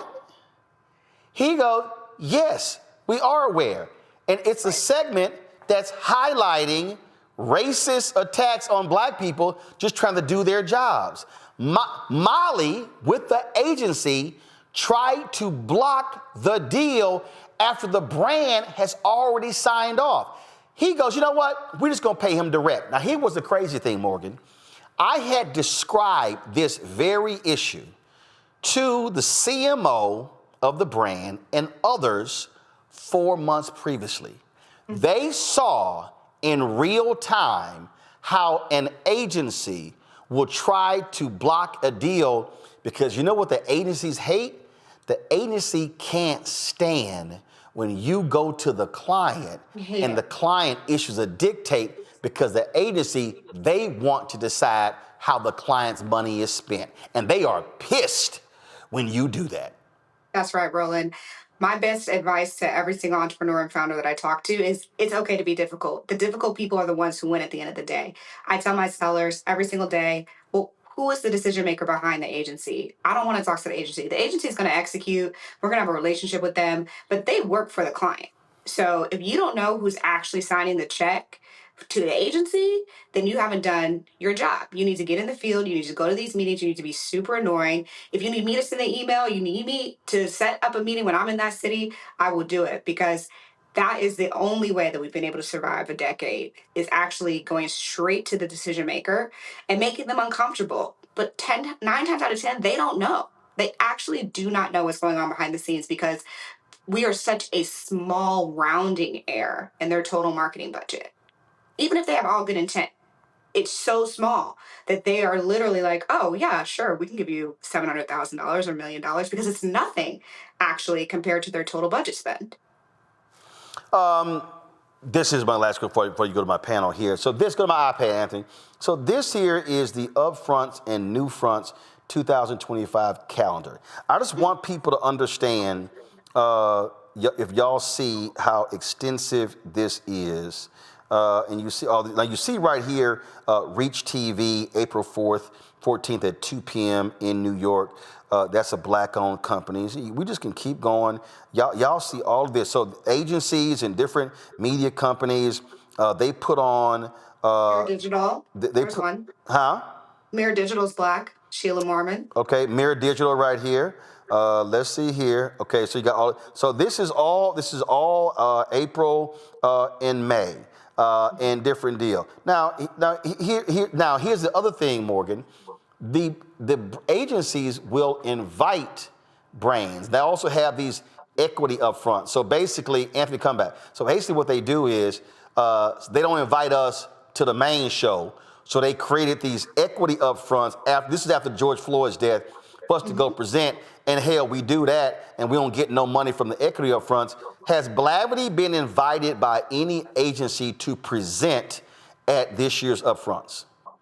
No.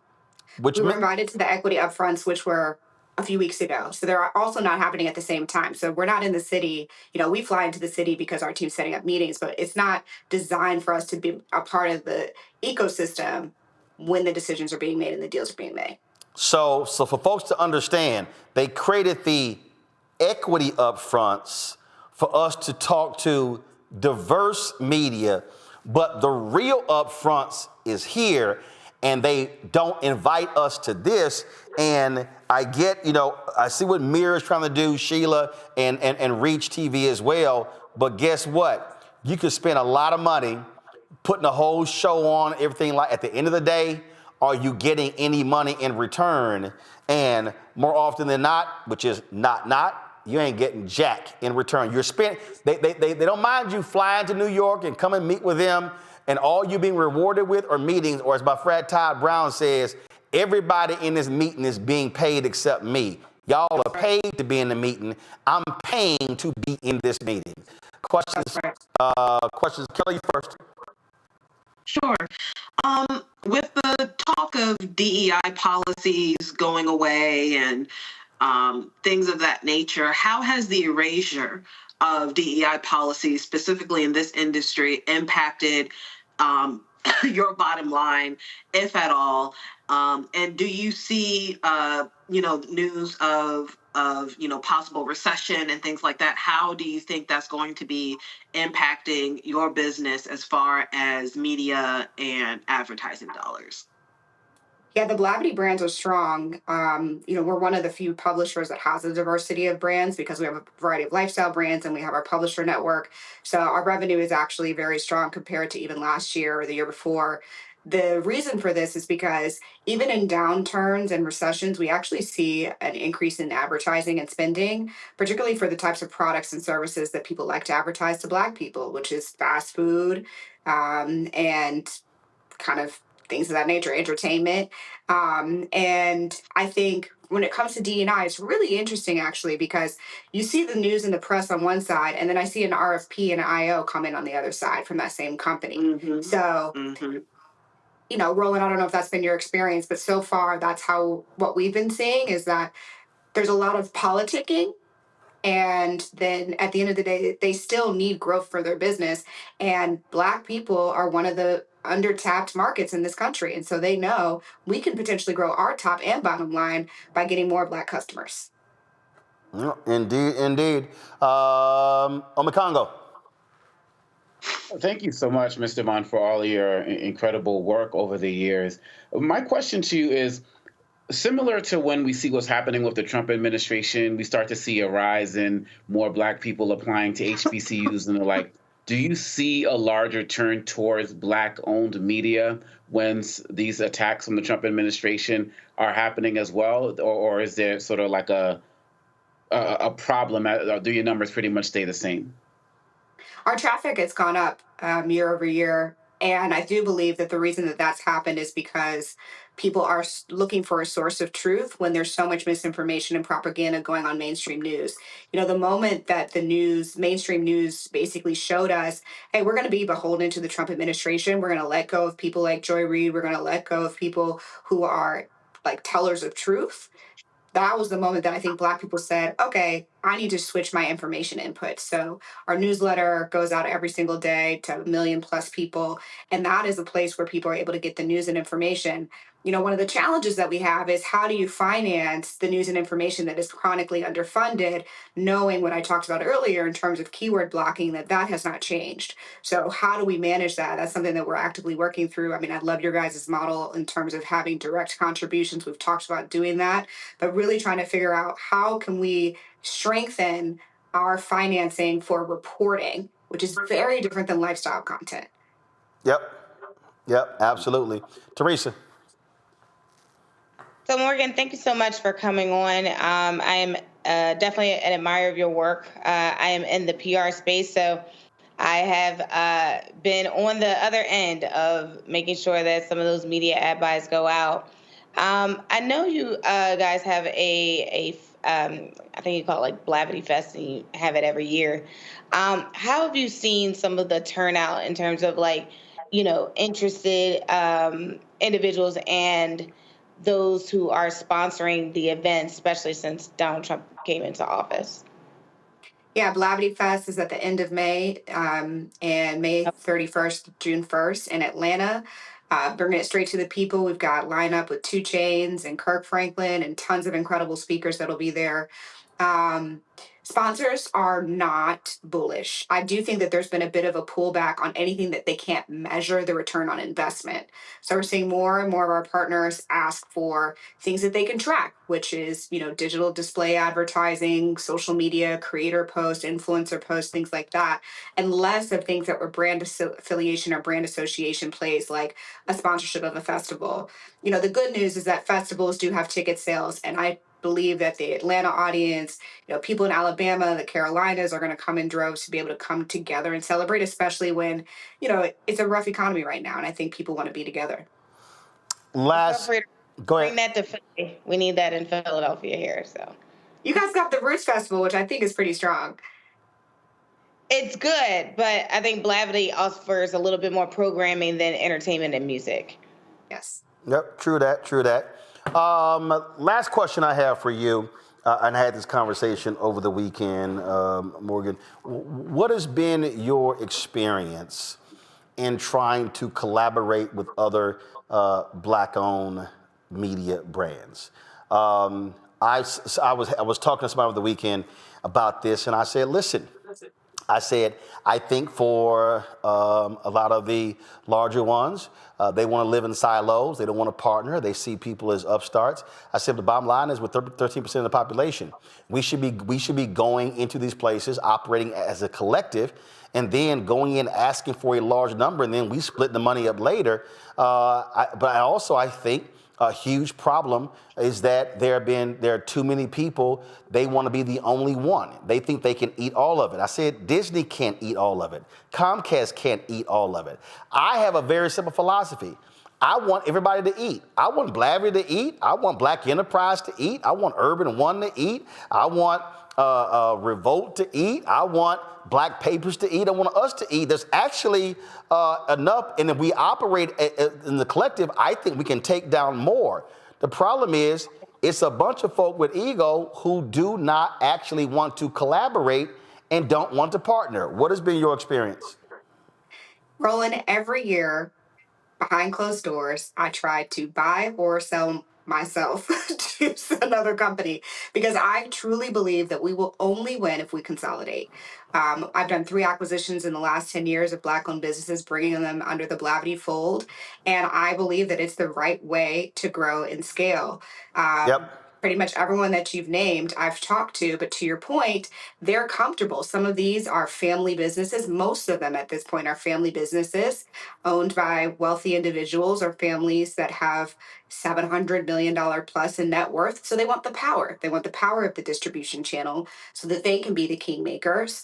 And that's nice, but that doesn't really serve the people because it doesn't allow us to consolidate the resources of all of this overhead that we all have to carry in order to be able to tell the truth. It doesn't make sense for all of us to have a CFO, for us to all have our own ad technology stack, for us to all have the same media sellers that are going against the same media agencies. It is absolutely a waste of money. And if anybody wants to call me after this, you all have my number. Yeah, well, I mean, listen, there were a lot of folk who I personally sat down with, traveled to before I even started this. And I said, I'm doing what you're not doing. So there's no competition here. And folks didn't want to partner. And I said, okay, fine, we're just going to do it ourselves. And you're right. I've been preaching consolidation for a very long time. I remember, God rest his soul, Jim Washington, who was the owner and publisher of the Dallas Weekly, when I ran the Dallas Weekly in 1998 as managing editor, he was like, Mr. Martin, why are you always trying to put my competitors out of business? I said, I'm not trying to put them out of business. I said, I just think it's stupid as hell. You got 7 black newspapers in Dallas. I said, Dallas ain't big enough to support 7 black papers. I said, it ain't big enough to support 2 daily newspapers. So what makes you think that these 7 black papers are going to be surviving and thriving? And the reality is that was 7 different people, 7 egos, 7 people who wanted invitations to the mayor's event, to the Christmas party or whatever the hell. And I said to him, Jim, I said, we're not getting ad dollars, Jim. We're getting community affairs dollars. I said, one thing I'll say too, Roland, is behind the scenes, a lot of us are collaborating on the revenue side. So many of the publications you mentioned are on our ad network. So we are running their ad technology and doing their sales. But where we're not collaborating is for people who own and dominate different distribution channels. Like you are the best on YouTube, and when it comes to digital video, there's no one that comes even close to your reach and your distribution. Right? Then there's people who have television and radio. That's actually where I think the consolidation needs to happen, where we'll have a lot of strength. Oh, no, absolutely. And I can tell you, and I'm going back, matter of fact, I'll use George Floyd as an example. That happened on May 25th, 2020. So we were watching, there was a Memorial Day, it was a Monday, and we were watching the protests unfold. And I remember on Saturday, something was burning and everybody is talking. And I think it was like at 9 o'clock at night, I sent an email to like 20 plus different people. And I said, why are we all watching white mainstream media break down what's happening? I said, why don't we all come together and produce our own show? I looked at this is not, we were not in this studio. We were not in this 5,800 square foot studio. We were across the street and we were co-leasing, subleasing this place. All we had was 1 main room and 3 offices. That's all we had. And I said, we have the studio, we got the technology, and only out of the 20 people, 1 person responded, and they couldn't even get their technology together. We went ahead and broadcast our own show. I think we were live 3 or 4 hours. We were only a year and a half old. We had about 400,000 views that night. But the point that I raised was, let's not wait. Let's stop watching the white media tell our own story. Then that December, I reached out to the folks and I said, hey, we all individually can't cover this Warnock-Ossoff runoff race. Same thing, let's get together. And it was only like 2 people who responded about let's partnering. And then even we couldn't pull that together, so we just went ahead and just did it ourselves. But that's precisely the point. I've been saying, hey, we don't need everybody doing news. But to your point, if we're able to say, hey, we can run this content here, run it here. Now, what do you have that we can run as well? Now to your point, you're maximizing resources to maximize reach. Mm-hmm. That's right. And, all I can do is control myself at this point. So I think you and I should have a conversation after this about how we can support you on the digital distribution side as well, because it really just has to start with us taking it one step at a time. I can't control Essence. I can't control Ebony. I can't control, what Revolt is doing, but we have a lot of power sitting right here on this conversation. Oh, yeah. Well, there are some things that we are doing on the AI side with how we take this digital content into written form, because people still read written form. And one of the things that we're also doing is I've already signed the deal with a black-owned company out of LA. We're completely revamping blackstarnetwork.com, turning into a news portal. I'm actually hiring 2 staff writers. I know exactly what content I want how many stories for a week, because part of the other issue is, and you know this here, because I really do hate aggregation, because the problem is we're rewriting somebody else's stuff. And then a lot of times we don't actually, we're not aware of, who wrote the story and what their agenda is. So the opportunity is there. So we'll definitely have that conversation, because at the end of the day, again, if there's something that you're doing that I'm not doing, and I'm doing that you're not doing, it doesn't hurt us to actually work together. And again, I want everybody to eat. And we can all do that. So that's what's critically important.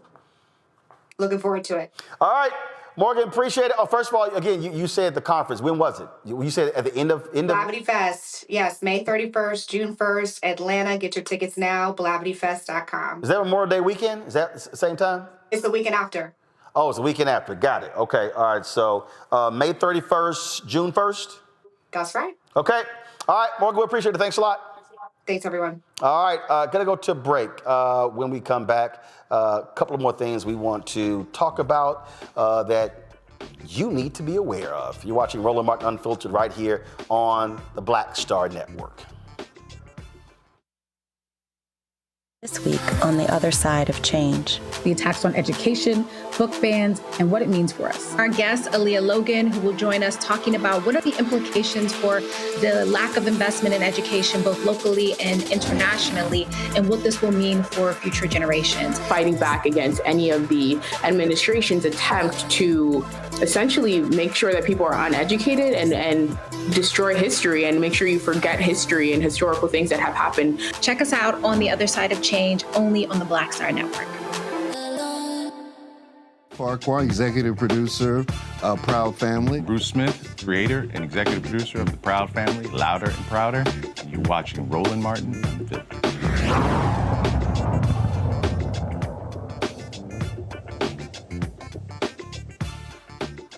All right, y'all, Teresa Lundy, let's go from our panel. So, Teresa, we appreciate you joining us on today's show. Thank you so very much. Folks, let's talk South Sudanese. A bold new immigration crackdown from the racist the Trump administration is already stirring concern among African countries. Over the weekend, Secretary of State Marco Rubio, you know, the one whose parents from Cuba, because he ain't from here, announced that all U.S. visas held by South Sudanese passport holders are now revoked, effective immediately. In a statement on the State Department website, Rubio said it is time for the transitional government of South Sudan to stop taking advantage of the United States. Enforcing our nation's immigration laws is critically important to the national security and public safety of the United States. Every country must accept the return of its citizens in a timely manner when another country, including the United States, seeks to remove them, as South Sudan's transitional government has failed to fully respect this principle. Effective immediately, the United States Department of State is taking action to revoke all visas held by South Sudanese passport holders and prevent further issuance to prevent entry into the United States by South Sudanese passport holders. We'll be prepared to review these actions when South Sudan is in full cooperation. It comes after a deportation dispute between the United States and South Sudan.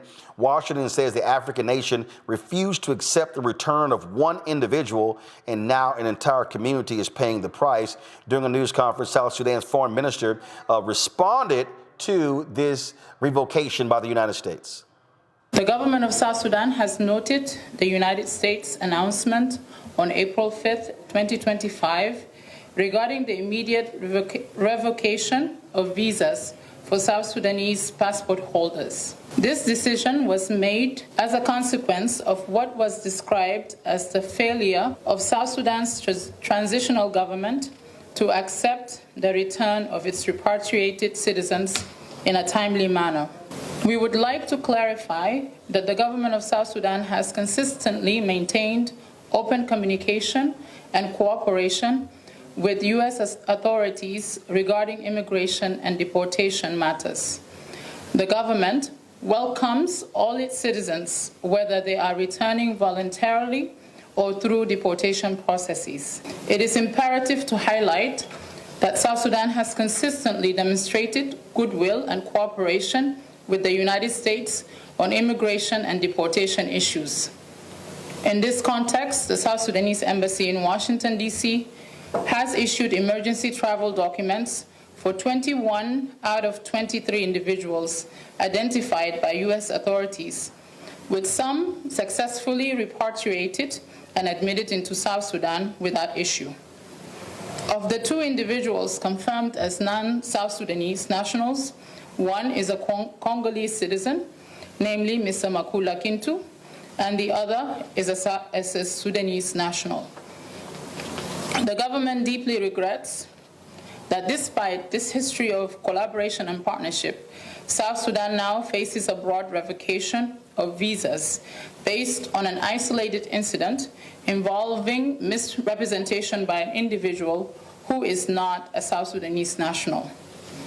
South Sudan reaffirms its commitment to engaging constructively with the United States to ensure the proper verification and acceptance of bona fide South Sudanese nationals consistent with international standards and practices. South Sudan values its strong partnership with the United States and appreciates the significant contributions made by the American government and people, as well as the South Sudanese community residing in the U.S. The government remains steadfast in its commitment to resolving this matter through constructive dialogue and collaboration. The Republic of South Sudan looks forward to working closely with U.S. authorities to address this issue promptly, fairly, and in a manner that is mutually beneficial. Now, tensions are high in South Sudan. Their vice president is under house arrest after tensions between militia and the government are rising fast. The UN is warning a possible civil war in South Sudan, and no new visas will be issued, no existing ones are honored, and no South Sudanese nationals will be allowed into the U.S. until further notice. This is the first countrywide visa ban for the Trump administration. Here's the real thing, Omekongo here. The fact of the matter is, Trump folk, they just want to send anybody anywhere. You heard them say that was a Congolese resident. We've seen this with other countries. Their whole attitude is, we don't give a damn who we send to you, you just take them. Yes, and on top of that, Roland, kind of going back to the importance of your first segment, this was the first time I've heard with this story. I've heard about the Sudan story all day, but this was the first time anyone's actually talked about the person who was rejected actually not being Sudanese. So that goes to the importance of accuracy as it relates to these stories. Furthermore, they want to make examples of this.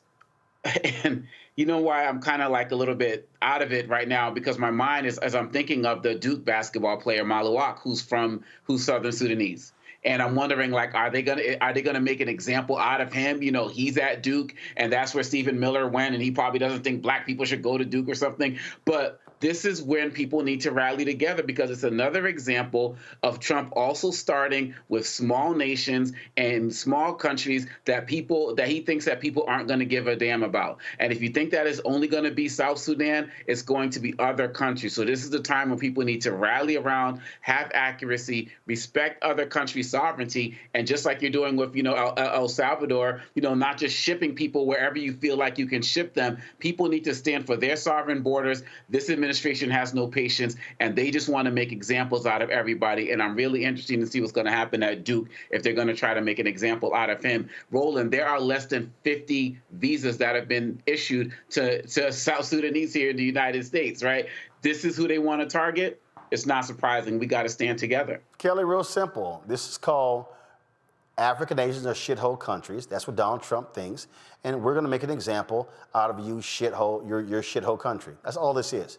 They don't give it. They do. Donald Trump, MAGA, Elon Musk, J.D. Vance, Marco Rubio, they do not want black people in this country. They will happily take white Afrikaners from South Africa. They do not want black people from Africa. Right? You heard about the $5 million gold card for people who can afford it that was basically advertised to white European countries and Russia. You hear about it in the dog whistles of exactly who they're going to welcome here and exactly who they're not. Said dog whistle is becoming a little bit louder and becoming a real whistle now. But you're absolutely right. It is sad. It is sad and it's pathetic how this administration is just living in their racism out loud through these policies, through their rhetoric, through their behaviors, everything.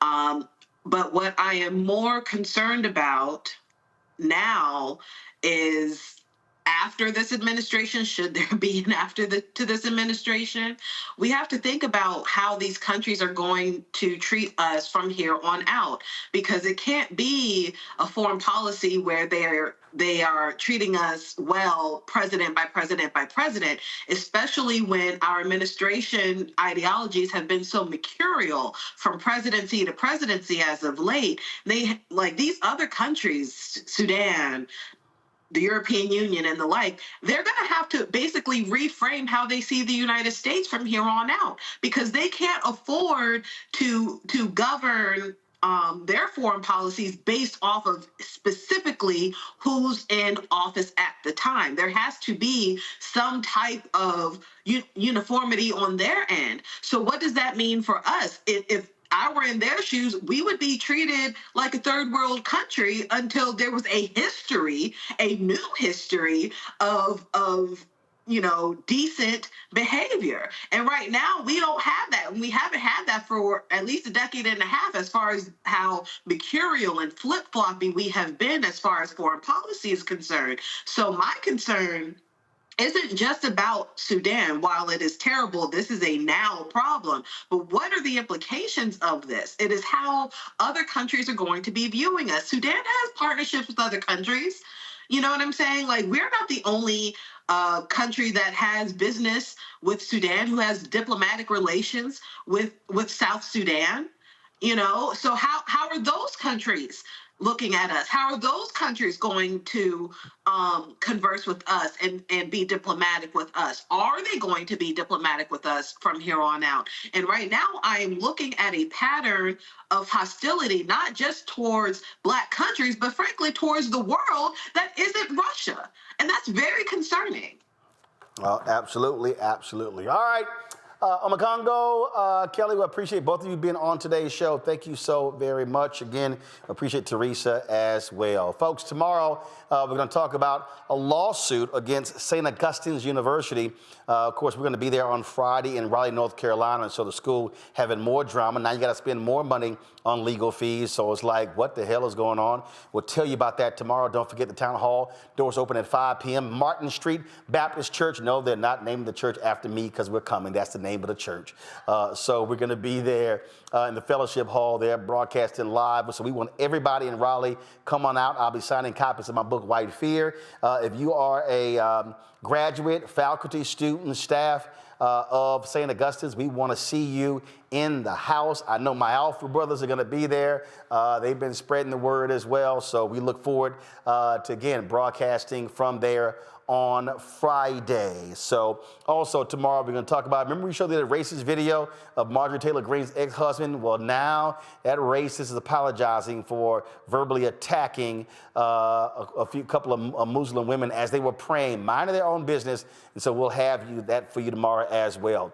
Lots to break down, folks, and so we look forward to seeing it. Don't forget, support the work that we do. Join our Bring the Funk fan club. The goal is very simple.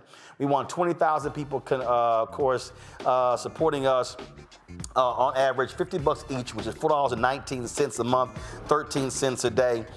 So first of all, let me say this here. A lot of y'all who have sent checks and money orders, it takes a while for us to actually deposit those checks and money orders. Between the last two mail runs, we literally had almost 900 checks and money orders. Let me just hold this for you. So I did go to the post office today, and just so y'all understand, a lot of people have been supporting us. Yes, I had to bring a duffel bag in to get the mail. So please be patient. I understand folk balance their checkbooks, but when you send a check and money order, it's a much lengthy process. It's not as just simple as just us sitting here, because what happens is some people have they make the check out to Roland Martin, they make it out to Black Star Network, they make it out to Roland Martin Unfiltered. Y'all, that's 3 separate accounts. So we literally have to go through every single envelope, open the envelope, look at the check, put what category is it in. We then have to log every single check because we put your name on our list on Friday. We then have to sign the back of every check and then go through. So it's a lot more process. And so again, this is all, just so y'all understand, this is all what came in today when I went to the post office. So please, if you sent a check or a money order, I ask you to be patient. We absolutely appreciate everybody who is supporting our show, the people who don't believe in electronic payments, who are sending stuff. I appreciate all of that, but just understand there's still more in here. There's a process that we have to go through when it comes to checks and money orders, and so please be patient. Yes, that's like literally that was what's all in the mail today. So if you want to give me a Cash App, please use the Stripe QR code. This is it right here on the screen. If you're listening, go to blackstarnetwork.com. That Stripe QR code. If you want to use a credit card, you can also use the Stripe QR code. As I said, our target goal is to have 20,000 people give on average $50 each a year. The goal is to raise $1 million annually from our fans. So here's the thing, y'all. I don't charge a subscription fee. I don't do Patreon. I don't do Substack. There's like perfect example, Midas Touch, the Progressive Network. They do 350 million views on their YouTube channel. They make a lot of money off their YouTube channel. They also have 40,000 people pay $8 a month on their Substack. Well, do the math, y'all. That's $96 a year. I purposely did not want to charge a subscription for our content because I wanted this widely available. So I wanted people to be able to access our content on our Facebook page, on our YouTube page, on our other pages. I want them to be able to access it. We post clips on our social media, and so that's why we do that. And so I knew if we had done a subscription model, people would not be able to see it. We would not be doing 200 million views a year. And so that's why we do it. So we asked you to support our Bring the Funk fan club as a way to donate to our cause in order for us to be able to build this and grow. As I said, this show started September 4th, 2018 with just this one show. On September 4th, 2021, we launched the Black Star Network. In February 2022, we start debuting our shows. We debuted 4 shows. 3 of those shows have gone away. We've added new shows. And so Dr. Greg Carr, his show is still with us. The Black Table, that's a weekly show. Reverend Dr. Jackie Hood Martin show of the Balanced Living, that is a weekly show. We just launched The Other Side of Change with Bria Baker and Jamia Burley. That is a weekly show. I am working with some folks right now to launch a business show. We are working on a health show. We are also, I had another call today. We're looking at creating a Black-owned business marketplace for you to be able to buy Black-owned products through our channel. I've already signed a deal with a Black-owned web developer for us to completely redevelop blackstarnetwork.com to turn into a news portal. I'm negotiating with 2 people to become writers for us to write stories. They'll appear on my show and other shows. We'll have that content on blackstarnetwork.com. And so we're looking to be as robust as possible. When you look at our merchandise, we've actually grown that as well. All of that pays for all of this here. Y'all, the numbers do not lie. All of this, when we talk about staff, when we talk about travel, listen, our lease in this place is up in 2026. This is going to cost several thousand more dollars a year than what we've been paying for the last 4 years. So when you talk about our fiber optic lines, when you talk about upgrading our equipment, I am right now, as we speak, about to go through about $100,000 refresh of our lighting system because we need to do some lighting in some different places. We're looking at potentially adding additional robotic cameras. So all of this stuff actually costs money, real money. And so you already heard the conversation with Morgan DeBond. We don't get the money from these ad agencies. I told you, the major ad agencies, Group M, even when they had a Black CEO, $0. Publicis, $0. Dentsu, $0. Horizon, $0. I can name all of these agencies, and we've gotten $0. We've gotten support from certain brands, Coca-Cola, General Motors. We did, 2-3 years ago, Procter & Gamble. Haven't heard from them since. So listen, our fan base is critically important to our success. So again, Cash App. Use the QR code from Stripe. You see it right here. And of course, go to blackstarnetwork.com. Please, if you're going to send a check or money order, please make it out to Roland Martin Unfiltered. It makes it so much easier to process your checks and money orders. Please do that. And so make it payable to P.O. Box 57196, Washington, D.C., 2003 7-0196. PayPal. You can go to use our paypal.me/R Martin Unfiltered. Please, when you see that, don't freak out, because the parent company of us is New Vision Media. So you see New Vision Media on there, that is us. I've gotten y'all phone calls and emails. Is this Roland Martin? Yes, it is. But it's New Vision Media, so don't freak out. PayPal is paypal.me/R Martin Unfiltered. Venmo is venmo.com/RM Unfiltered. Zelle is Roland@RolandSMartin.com. Roland@Roland Martin Unfiltered is Roland@RolandSMartin.com.